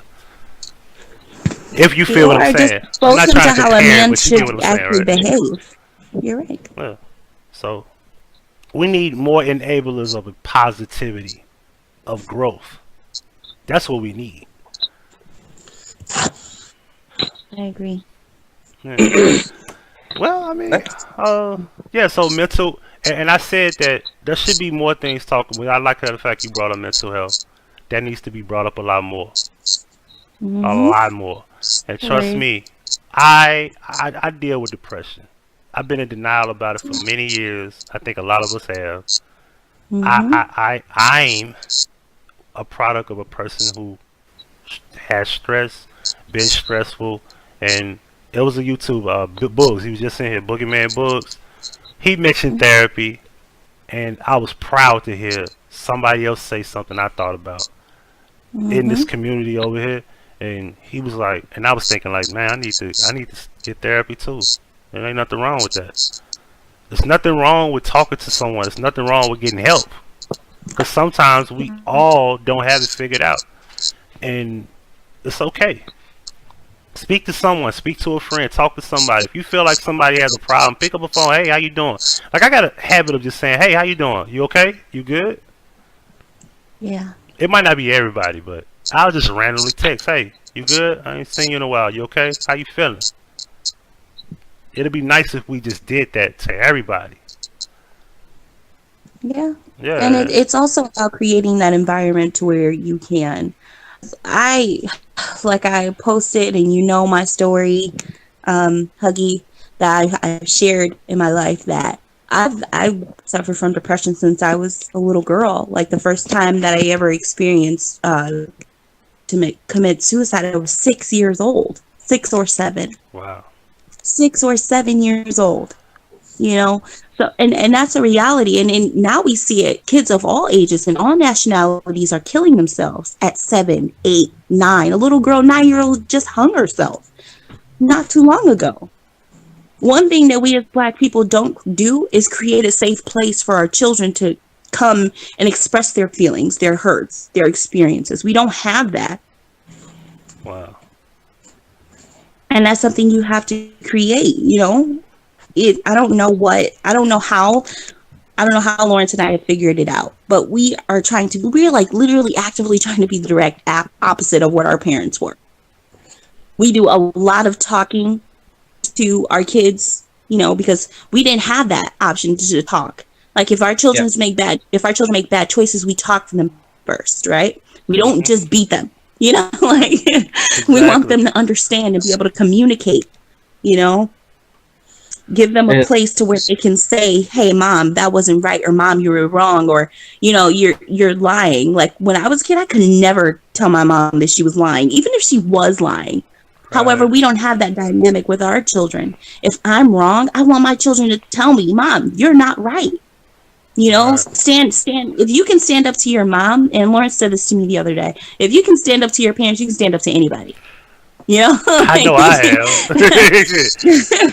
You can stand up to anybody.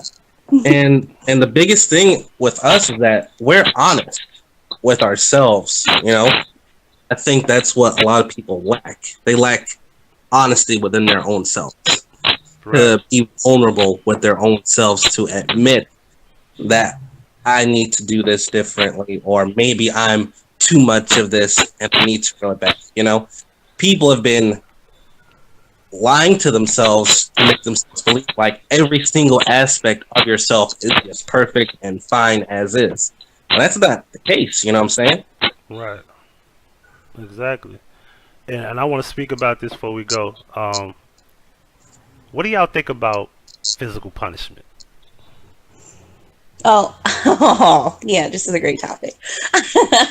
So, before we ever had kids, I told Lawrence that I did not want to physically discipline our children. Like, I was like, oh, I don't want to hit my kids. I don't want to do that, because I had a lot of emotional issues with, you know, being hit as a kid.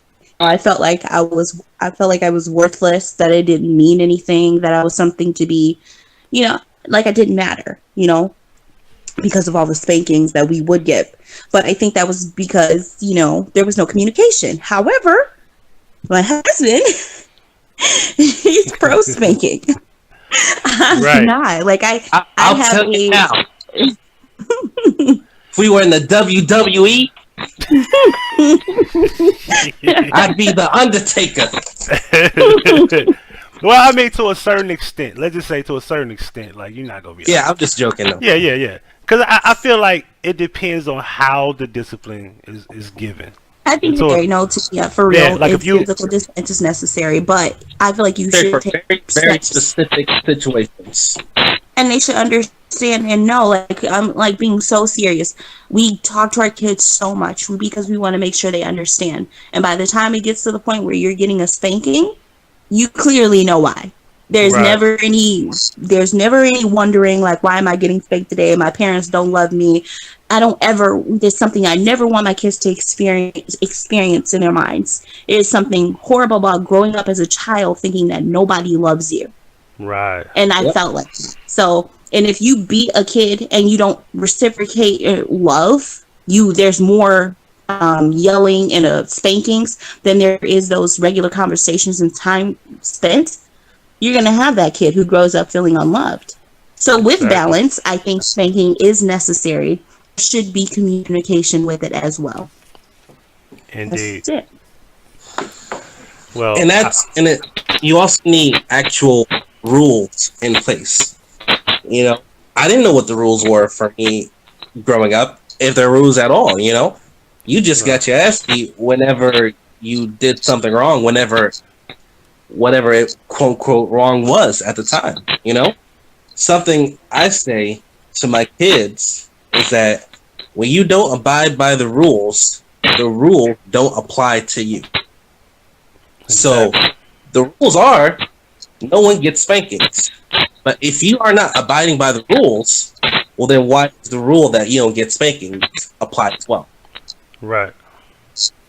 We like to talk. I literally beg my kids to, not do certain things, not act certain ways, But I don't really want to spank them. I don't spank them for just being kids.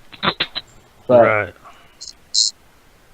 I probably had to whoop my child once, and I remember my dad brought this to my attention. We talking about a dad used to whoop my ass. So, but as I got older and I got my own kid, he's like, "Hey man, I looked at like physical punishment to a certain extent.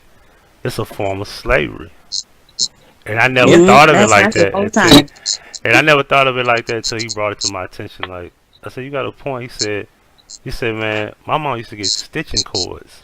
Like, that's a beating. That's not even a whooping." And like, if it brings that type of pain to you, it's out of fear. But that's what slavery does. Switches. You were just put in the chat with switches, stitching cords. I got a fire extinguisher thrown at me. I got punched. I got a piece of wood broken over my body, a 2x4 broken over my body. 2x4? Yep. Because my dad got upset about something that I had said, and the reason why slave masters use physical abuse is because pain is a good deterrent. If you put your hand on fire, it's gonna hurt, and you're gonna know not to do it again. Right. However, it's also a means of control and ownership. And I always wanted my children to follow what I say and believe what we say. Because they trust us and because they respect us. Ruling by fear is only temporary. I'm gonna get grown one day. You're not gonna be able to beat me forever. So, yeah. I mean, I feel like you're really able to see what kind of parent you are when your children don't have to listen to you anymore. Yep. Wow. Damn. That's crazy. Well, oh man, this is very, very refreshing. I'm so happy to have y'all here finally. If y'all ever want to come back, any topic y'all want to bring, y'all are always welcome to come back. Y'all need to do a reality show for YouTube. Y'all knew it was coming. Y'all need to do a reality show for YouTube And just come on back on Kellie Speaks and just continue where you left off, and just keep it rolling. You know, you can do your thing and then just do some like vlogging. Like that'd be dope. Like, you know, hey, the naysayers, you proved them wrong. So if they come back around, just say, look, this slide right here will explain everything. I'm not talking about that no more. It's old. It's not old, but to y'all, it needs to be old. I don't want to discuss it no more. And just leave it at that. Now, I'll discuss it on my time. Y'all come to my channel when I'm doing other stuff. When y'all come here talking about this, we ain't talking about that. We're going to talk about that when I feel like it. You know, don't give them your energy too. I've been learning about that. Don't give people your energy. Give it to them when you feel like it. When you feel like it, it's able to be received a certain way. And you don't have to be, you won't drain yourself from it. So I learned to speak when being spoken to and share your opinions and you know, give the opinion and speak about things when you feel like it, and it makes you comfortable. When you do it out of anger, when you do it and you're rushing yourself and you're forcing yourself to speak, it drains your energy. And I learned that a lot of times I would say certain things when I really don't want to, like I respond to people when I shouldn't. I do it when I feel like it, so it's more like, woosah, and then I say what I gotta say. And then I turn the camera off and I feel normal. Like I did it when the time was right. So yeah, I think y'all should just bring that to YouTube. Like spread that. That'll go viral. Like, y'all easily get 10,000 subscribers, and by the summer y'all have 10,000 subscribers guaranteed. You know, just make it, and then like edit the videos, make them like 10-minute episodes every other day. You know what I'm saying? Break it down, show what you want to show, remove what you don't want to. It'll be dope. Very dope. Just my personal opinion. I will support that 100%. I'm just letting it be known. Well, thank you so much for having us on, Huggie. You know, I always like to talk to you. You're always refreshing as well, and always logical, and you're always neutral in the sense that you don't, you're not extreme, if that makes sense. Yeah, Like, I'm not the high extreme level of Mecto. I'm the guy that's at the middle. I'm at the bottom where I want to have a relationship. I just want to have it where I'm satisfied, if that makes sense. I want to do things that are acceptable to me and others. I don't want to be like standards. Yeah, exactly. And that's all it is. Like at that bottom level, that's all it is. I'm just not going to conform to somebody's agenda. It needs to be something that we both agree on. Mm-hmm. In the future, Huggie, I do want to have a conversation with you. It's a lot lighter topic, but I want to. Lawrence brought up something. Do you feel like women should pay for dates? You bring that up now? Should women to pay? Pay for? Oh yeah, let's get it. Bring that up later. Pay for what? No, we can do that now. Women should pay for what now? What was that? What was the question? Go ahead, Lawrence. Go ahead, Lawrence. What's up? Okay. Drum roll. If you and a woman, right? Right. It's non-specified whether it's platonic or otherwise. Go out somewhere. Who should pay? Dutch. Exactly. Dutch. If I decide to pay, I decide. If I don't, I'm not. And what you gonna do about it? We ain't together. I've done that. Like I've had like friendly dinners with coworkers. Like, oh, we going out to eat. You got your own. But sometimes there has been times I'll be like, I'm gonna pay for food because I just want to. I don't have to. I think it's super complicated, and it's case by case. I should say, right? If we're going somewhere, McDonald's, right? I order, and I'm really fucking fired up about this. If I order an apple pie, a $1 apple pie, and you order a Big Mac, full combo, that means one of two things. You paying for all of it, or you paying for yours? I see where you going. Cause like, why you just go buy, you just gonna order the big, you ordering like that, like, yo, you got some money, like that's $7-8, yo. Big Mac is not $5 combos no more, yo. If you whoever orders more than the other person, it's on them to either pay for all of it or break it apart. You either got to be in the middle, or Me personally, my thing is, and let me say this because I don't want them to get away with this. Let me look in the camera when I say this. Women, if you do this, it would be nice to know that if there's men that are willing to pay for your food, even in a situation where there's no relationship, y'all just friendly, just having a date, pay for the food. Get the stereotype off our back for once. Pay for your food. There's nothing wrong with that. Man, anything wrong with that? I want to know. Nah, what I said was, because I'm a little more traditional, I will be honest. I said that I feel like men should pay for dates. However, I can't believe you bring this up at the last minute. That's pissing me off. I love it though. We need that. I said that women pay for dates. However, the woman should come prepared to pay. You know what I'm saying? She should not come to the table with nothing, with no money. She knows she's going out to eat. She knows she's going on a date. So she should bring something with her. However, I do believe the guy should pay. But if the guy does not, I feel like she should offer and then give the opportunity to the guy to say, okay, yeah, pay for it. You know.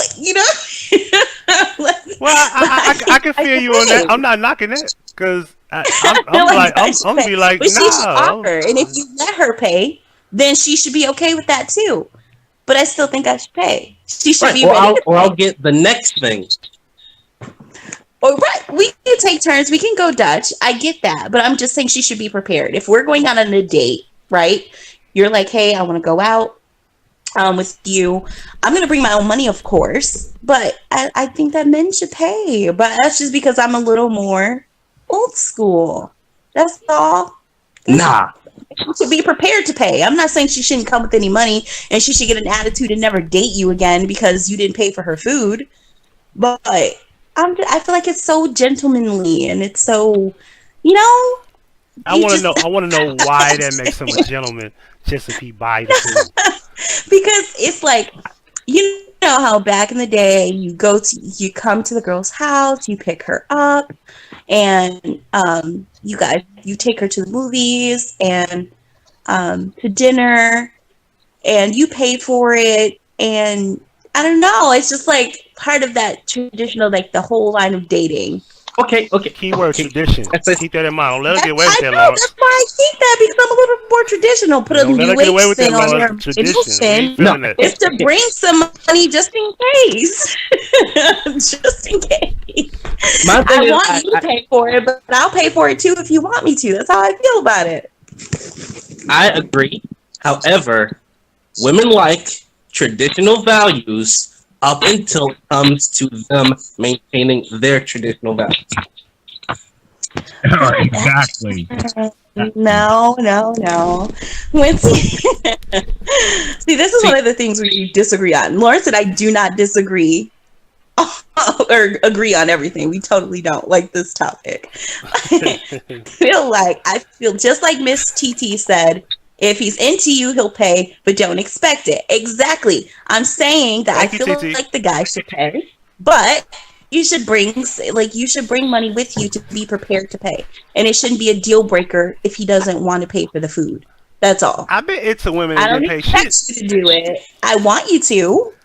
I think a guy should pay. I'm going to bring money with me just in case. That's sexist. Most guys, I think, don't have a problem.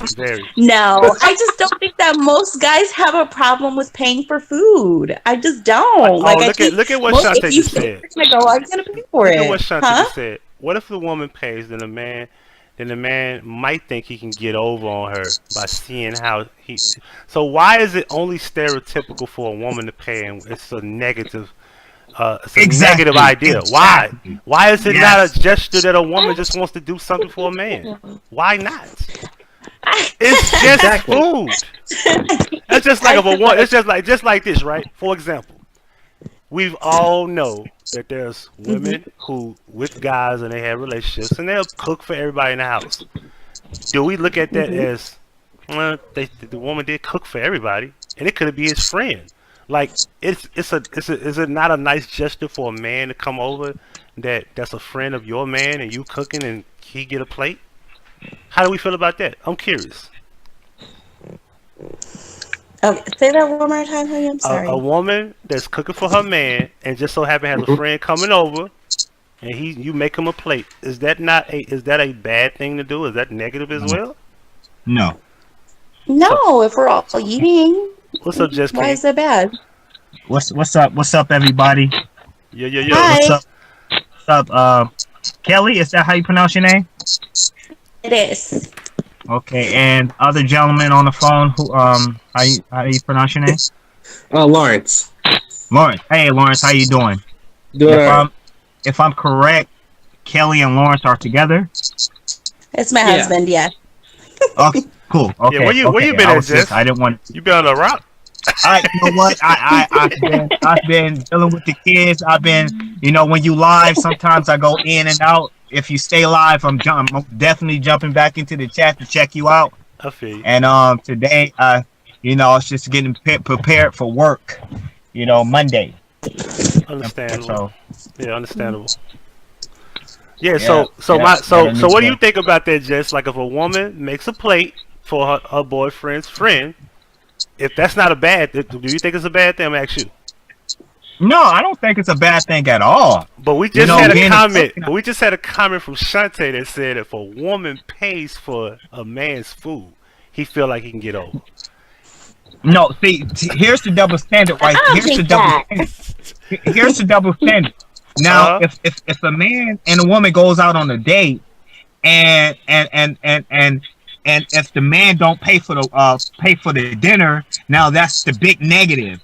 But vice versa, it's not. Why? Well, it's not necessarily a date. It's like it's a date, but it's not is it really a date if y'all just going out, just having a good time? No, Lawrence is saying if there's no committed relationship. No committed relationship. There's no date. Gray area between friendship and non-friendship, and it's not been specified. Right. Oh. What do you think about that, Jess? Well, you know what? I've been in many situations like that, and I just, just to be safe, I always pay for the meal because I want to leave an impression. So that's just me. Because traditions says that we supposed to pay for the food. So forget it. Who made that tradition though? I don't know. It's just yeah, that's weird, huh? I don't know. It's because throughout centuries, men have always been the breadwinners, and why not just buy the food? We had it, always had it, and we still got it. So let's just buy it. And it's romantic and it's chivalrous. Whatever. Forgive me for being like a little bit of a romantic, a little bit. I still believe in traditional roles. I still think guys should hold doors open for girls. I still think that guys should open car doors for girls or women, whatever. I'm still into that. But however, that doesn't mean I'm not going to hold the door open for you. Till we get off this call. You wait till we get off this call. Yes. Now let me ask a question. You got issues in the background. Is that CJ getting on you? CJ getting on you in the background? No. She's at work actually. She's at work right now. You cheating? What are you doing in the background? What's going on over there, Jess? I'm not. Let me turn on the camera because turn the camera on, yo. Yeah, turn the camera on. Yeah. Hey, where you at? Right who in that passenger seat, bro? Get the camera over there, bro. What's going on over there? Nothing, bro. Okay. What she done? Somebody ducking in the backseat. Who was that? No, I'm playing with you. Is that you? Yeah, I'm playing with you. No, seriously. I know. So seriously, my thing is that let me ask the question. Go ahead. To the husband and wife and to everybody. Now, I've been in situations to where I was the breadwinner. Then it was situations to where my wife was the breadwinner. Is it a negative for women to be the breadwinner and to take care of all the bills and the father stay home? Is that a super? Exactly. Anybody else got an opinion on it? Because I've been in situations like that. No, I feel like in this day and age, it's more likely that you will have alternate roles. I feel no issue with a woman being the breadwinner in the family. However, I will say that it's important that the burden of stress is not all on the woman, because women and men don't handle stress the same way. men can deal with stress better than women, especially when it comes to finances. Like for me personally, I will freak the F out if I can't pay my bills. Whereas a man is more likely to be calm, cool, and collected and say, we're going to figure this out. I'm just freaking out. So I don't see a problem with a woman for a while. Do I feel like she should be the only one doing it all the time? No, I don't. No. Okay, so I'm not stay at home there. What's up, bro? Good answer. Well, my thing is that I've always been the type that I feel like if we're both gonna do work, I should make more money.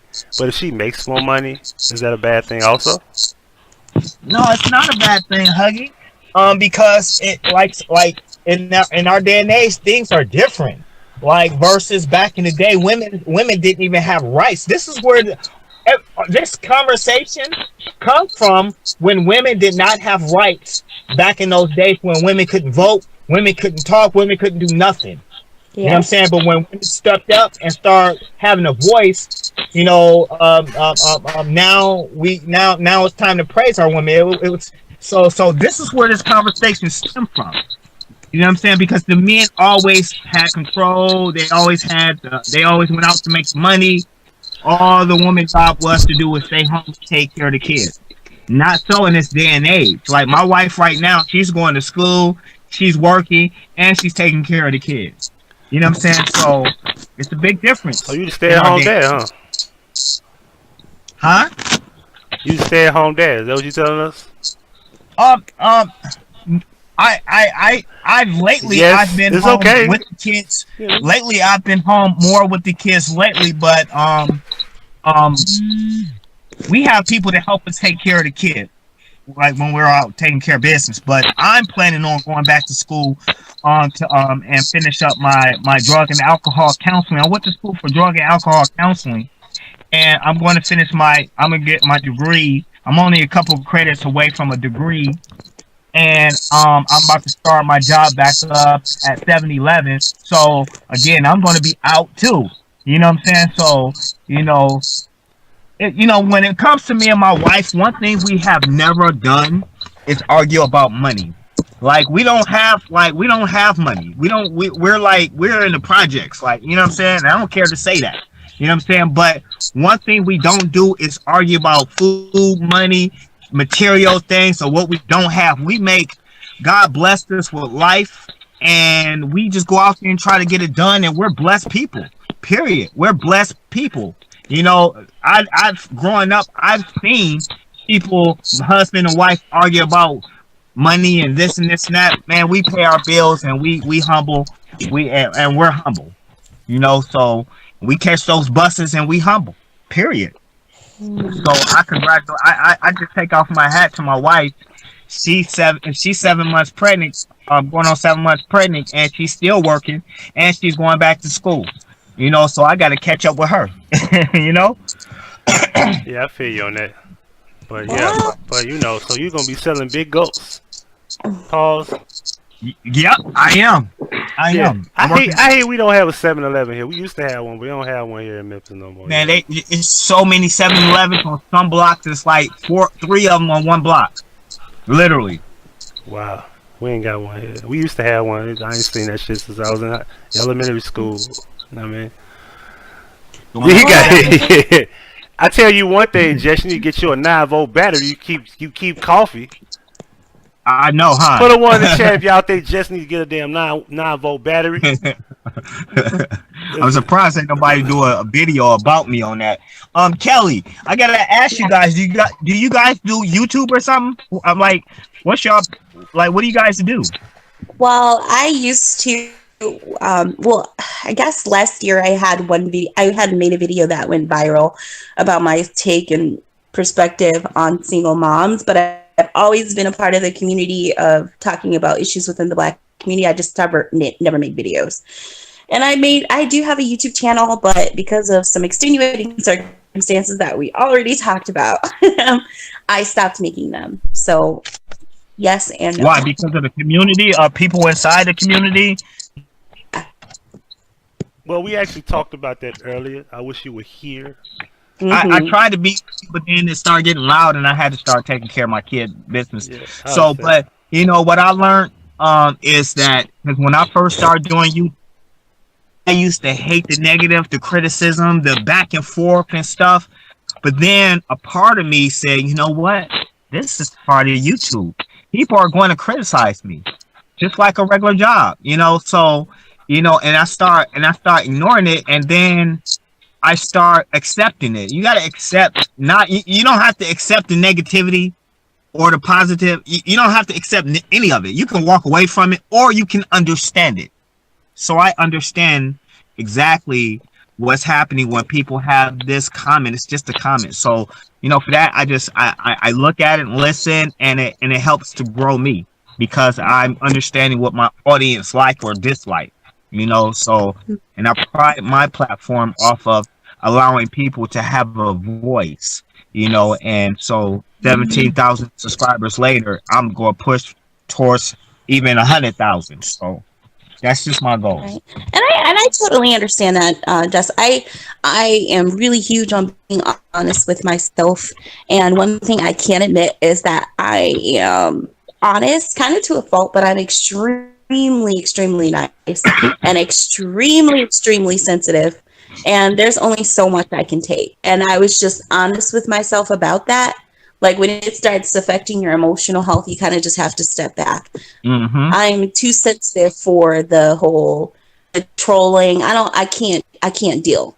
Only in a certain amount, but when it becomes personal and the doxing and then giving stuff about your personal life and stuff like that, I can't do that. Right. Yeah, and that's and there's people out there that does that, and when they tried that with me. They tried that with me. Had the facts all wrong, and Huggie knows. Huggie knows how they try to tell Tiffany, and you know we friends now, YouTube friends. I call it YouTube friends. We're YouTube friends now, but yeah, they tried it with me. Said I was in jail for attempt murder, and I beat up my wife, and I beat up my kids, and all types of nonsense. But you know, I responded, but it didn't bother me because, you know, people are only going to know just 33 King production. They're not going to know Julius. Julius is a whole different person. I give him a character that I choose to give him. And if I choose to talk about something personal in my life, then I'm going to. But if somebody want to go out and try to dig up a past or something like that, I just look at them and laugh because it's not going to stop me. It's not going to make me feel bad or feel this or feel that. I'm going to just talk about you, you know? So, but I understand what you're saying. I'm just too sensitive, and the way that I ran my platform was in a space of honesty because I believe in change. So it's like, if I want, the way I ran my platform was real. This is my real life. This is my real husband. These are my real issues. This is me. You know what I'm saying? I put myself out there because I do have a lot of things that I've done in my life that I'm not proud of. A lot of experiences that a lot of Black people don't want to talk about. And I felt like we should talk about them. There's too many secrets. There's too much silence. And to have those same things that I made myself vulnerable with and talk to people about. And it's not if that did what they did, it's the people that were a part of the community that did what they did, if that makes sense. So it's it's easy to fight. It's easy to fight your enemies. It's hard to fight your friends. Right. So it is. At the end of the day, if you was, how many subscribers you have? I have no idea because I don't make videos anymore. I think it's about like 500 or so. Yeah, I think about 600. Yeah, but we are coming back, right, Kellie? We are gonna come back, Huggie. Yes. Good. Yes, come back. Good. Come back because guess what? Just like this is the best time to do it now because of the R. Kelly thing. You know what I'm saying? Not to say that's the lane that you should go in, but you're a young woman. You're a Black young woman who have the power of these radio waves. So there's a lot of women that's going to be saved, a lot of women that's going to be stopped from doing something negative because of your voice, because of your experience. So I'm here to tell you that we need you in YouTube to talk about your experience or other people's experience and to show these women how not to go down that road, or whatever platform you want to create. Or I mean, this is the best time, you know what I'm saying? Because you have that experience of whatever you went through, you know what I'm saying? So, and whatever that is, you can talk about it, Or, and that's real shit. Me and my wife, we experience a lot. My wife, she's black and white, but she's more, I want to say she's more from a white side because she was just raised by white folks. But and I shouldn't say but, and we both of us have experienced racism, hate, because we're together, all types of weird stuff. You know what I'm saying? And all we want to do is just live and grow and love our children, and be successful. You know what I'm saying? That's all we want. I don't see color. I don't see black and white. You know what I'm saying? And the only thing that on my platform I dislike, because I accept all comments, whether it's negative or positive. The only thing I won't accept is racism or somebody talking bad about kids. That's it. But other than that, man, it's all game, free game. You know what I'm saying? So, even when I was going through that stuff with Tiffany, when she was talking very negative and rough about my children and stuff, Huggie stood up for me in the gap when I didn't even know Huggie yet. You know what I'm saying? I didn't even know, and he reached out to my family. You know what I'm saying? Says just King, all right. And I thought that was some real shit. And I'm gonna always say that when we're in this mode, when I'm talking about Huggie or somebody else. That's why I would never be a YouTube enemy with Huggie, because he talked to my real family to look out for me, to make sure I was all right, and was gonna put up some money to get me out of jail when I didn't even need it, because I wasn't in jail for attempted murder. So I'm just saying. I'm just saying. You're right. Yeah. So it was a misunderstanding, and we cleared it up. And I think I had mentioned the interview to you, Kellie. This is the guy that had the 8-hour interview. And I told him I'm real good on, hey, is it something you don't want to talk about? You don't have to talk about that. But I'm kind of glad we did, because it kind of opened the door for everybody to know exactly what happened and what's going on. Because they thought I was in jail for attempt murder, beating up my wife and beating up my kids. And unfortunately, when I say we experience racism, it's from family, and a family member of my wife, and it's known. And he lied to Tiffany, and Tiffany took it and put extras on it and put it out there, and and it was just like they said I was beat up real bad, not up old drug dealers stuff, and it was just a straight lie. It was just basically for publicity and for views and for likes and stuff. But when it comes to but when people see me, like literally the next day, I wasn't in jail, and my face still looked very handsome. I was still looking like that young fly pretty boy. You know what I'm saying? Holla at your boy. Yeah. Well, I appreciate y'all. I appreciate you, Jess. Kellie, Lawrence, I appreciate y'all for tuning in and coming through and sharing your story. Hopefully, if everybody's watching this, y'all can learn a lot from this. This is very, very, very, thought-provoking. It's very needed. Mental health. Marriages, kids, parent growth, family, culture. This is what's needed right here, and I'm really thankful, and I really appreciate y'all a whole lot for just coming through and sharing this with the audience that we have here. Thank you. We appreciate it. Definitely. Yeah, for sure. And and Jess, gotta do it again soon, Huggie, for sure. Anytime y'all want to come through, just say the word. Trust me, I got you. And if y'all need, anything, cool. Yeah. Jess, I appreciate you for coming through.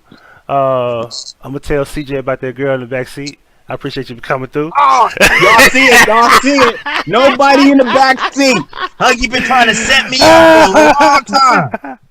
He been trying to set me up, bro. But anyway, I appreciate you for coming through as well. All right, my brother. I holla at y'all. Nice to meet you, Kellie. Nice to meet everybody. Holla at your boy. It's your boy, Just 33 King Production, and I'm out. Peace. Peace with you, bro. I guess. All right, y'all. I appreciate y'all for coming through. I'm gonna do a roll call with the people. Like I said, anytime y'all need me, just contact me. I'll be here if y'all need anything. Thank you again, Huggie. Ditto, for sure. You're welcome. Thank you as well. All right, Lo. Yep. All right, Bye, everybody. That was beautiful. Truly, truly, truly, truly beautiful. Truly, truly beautiful. What do y'all think about that? That was just marvelous. Golf clap, golf clap, golf clap, golf clap. Whew! God damn. 24-7. Damn it, Andrew Luck, you ain't done nothing today. Oh my God, the Chiefs are just kicking ass right now. Come on, Andrew Luck, can you pull off a Peyton Manning? Can you put up 3 touchdowns in 4 minutes? Hey, listen, yo, the Colts is getting their ass kicked right now. So much for all that good defense shit, huh? And the rookie Patrick Mahomes playing like an MVP. He don't got a touchdown though. I'm assuming the defense must got touchdowns. He don't got a touchdown pass. Anyway, I tell you, we gonna do a GoFundMe for Jess King smoke detector battery. Y'all think we should do it? Let's do a GoFundMe for a smoke detector for a fucking 9-volt battery, yo. How about that? Let's do roll call if I can. TT, how you doing this evening? Miss Helen Casey, Kenesha, Lamar Brand TV, Teresa Ware, Layla Pacino, Foot Soldier, aka Joyce, in the building. Receipt City in the building. Margot, J Mac in the building. Young J, what's good, bro? Tiffany Brown, hey, how you doing? Fire Goddess in the building. We have LM, is that how you say your name? It's LMYB. What does MYB mean? Mind your business? Anyway, Big Dog, what's happening, bro? I think that's it. Sandra Love, what's good this evening? Miss Rio, make sure y'all subscribe. Let me go get that right quick. Hold on. Let me go get that. Go back down here. I'm about to scroll back up. Give me a second before I forget. Make sure y'all subscribe. Sub to Miss Rio. Justice. On the page.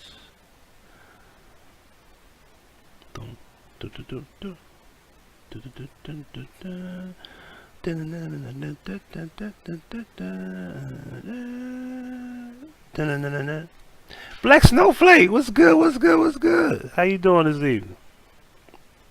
We're gonna go back to roll call in a second. Gotta make sure y'all subscribe to Justice for. Am I saying it right? Is it nay or nah? Let's go back up to roll call.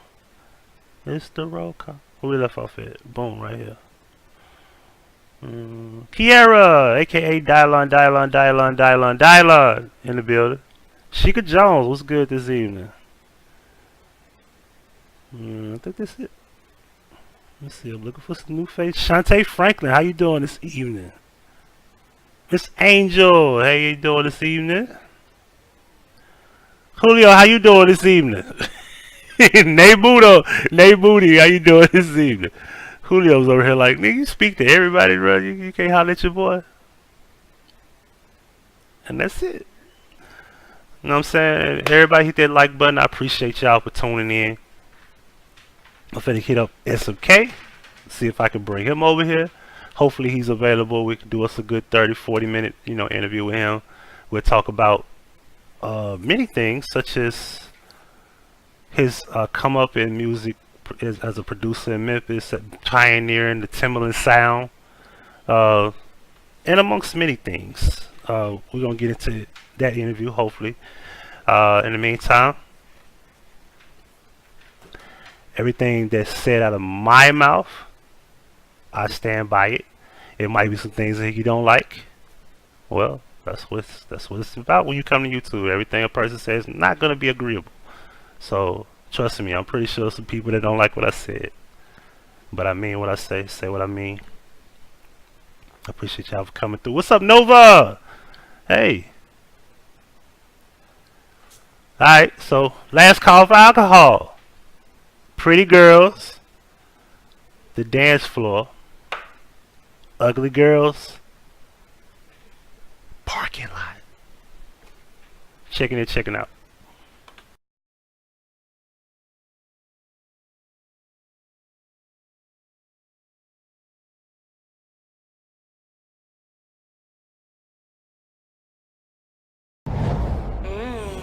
Now that's Huggie Pacino certified.